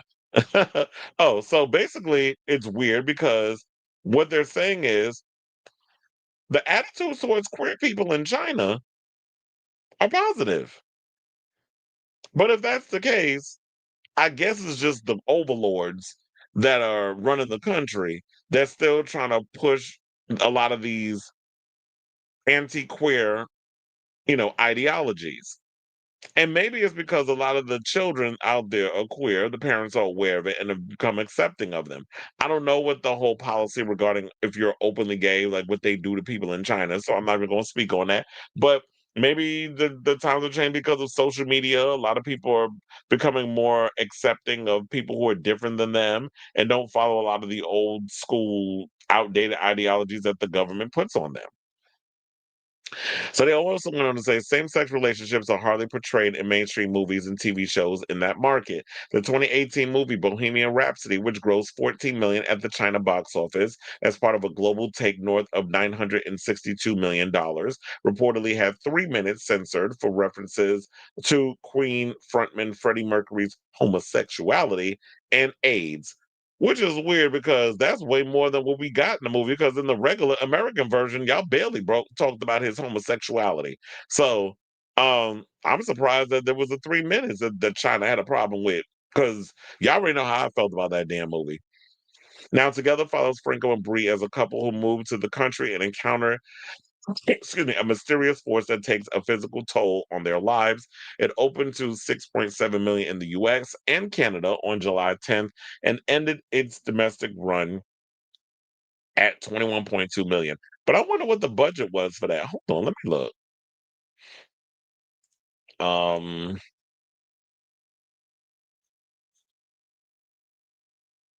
Together 2025 film.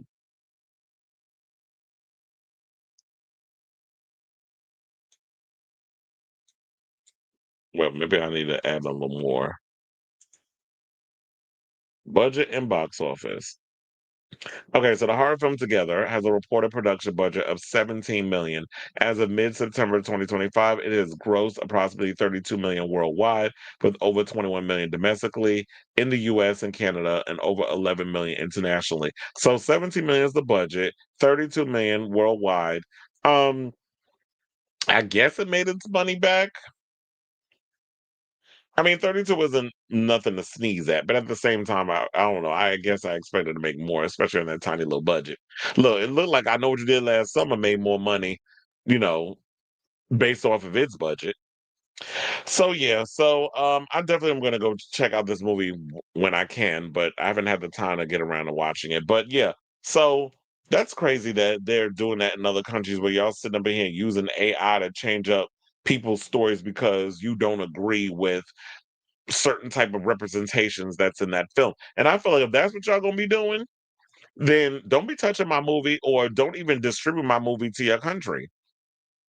Stick to Jurassic Damn World and whichever MCU movie gets greenlit to be shown, in China. So yeah, I say all this to say, what do you guys think of this story? Whatever your thoughts are, let me know in the comments down below. Okay, y'all. So it looks like we are at the end of today's show. There was something that I saw earlier, but I don't know if it was a scam. So there was something that I saw on Facebook where there was somebody you can get a free, or if you play this game, you could win a set of turntables. And that I already told y'all, DJing is something I definitely want to get into as a way of making money and stuff. Because I used to do a lot of DJing and stuff back in the day, but with CDs and stuff. But I actually want to get into the real art of it. And so then they were asking like what was it asking? It was asking because where to go? Oh, they was asking for like the total. They said it was $9.49. And then it was talking about all these guaranteed safe checkouts where they got McAfee and SiteLock and all these other things on it. And I've literally had this thing open. Like I'm a little on the fence of wanting to put it in because I feel like on one hand, I'm like, it's too good to be true. It might be a scam. So I'm just like, why don't I just go and get a set of turntables and call it a day instead of having to spend, trying to win this thing and then all of a sudden y'all done got a hold of my account and you clean me out and I don't realize it. Damn, sounds like the governor, or whoever is in charge, is still trying to control what the population can see. Exactly. So yeah, I was like, I was thinking I was going to do that because I seen like there was some turntables that I wanted to buy, and it's like you could pay it off in 3 installments because ain't no way in hell I'm just shelling out the gate $1,200 for a set of turntables or a turntable. But anyway, I love y'all for coming in and supporting the show. We're at the end of the show. Thank you all for tuning in, all that good stuff. Hit the like button, subscribe, smash the notification, all that good stuff. Thank you all for tuning in. I won't be here tomorrow because I have an event. Also Saturday. Sunday, I'll probably see if I can do a show or whatever. I may come on Sunday. But yeah, love you all for watching. Thank you all for your continued support. And until next time, darlings.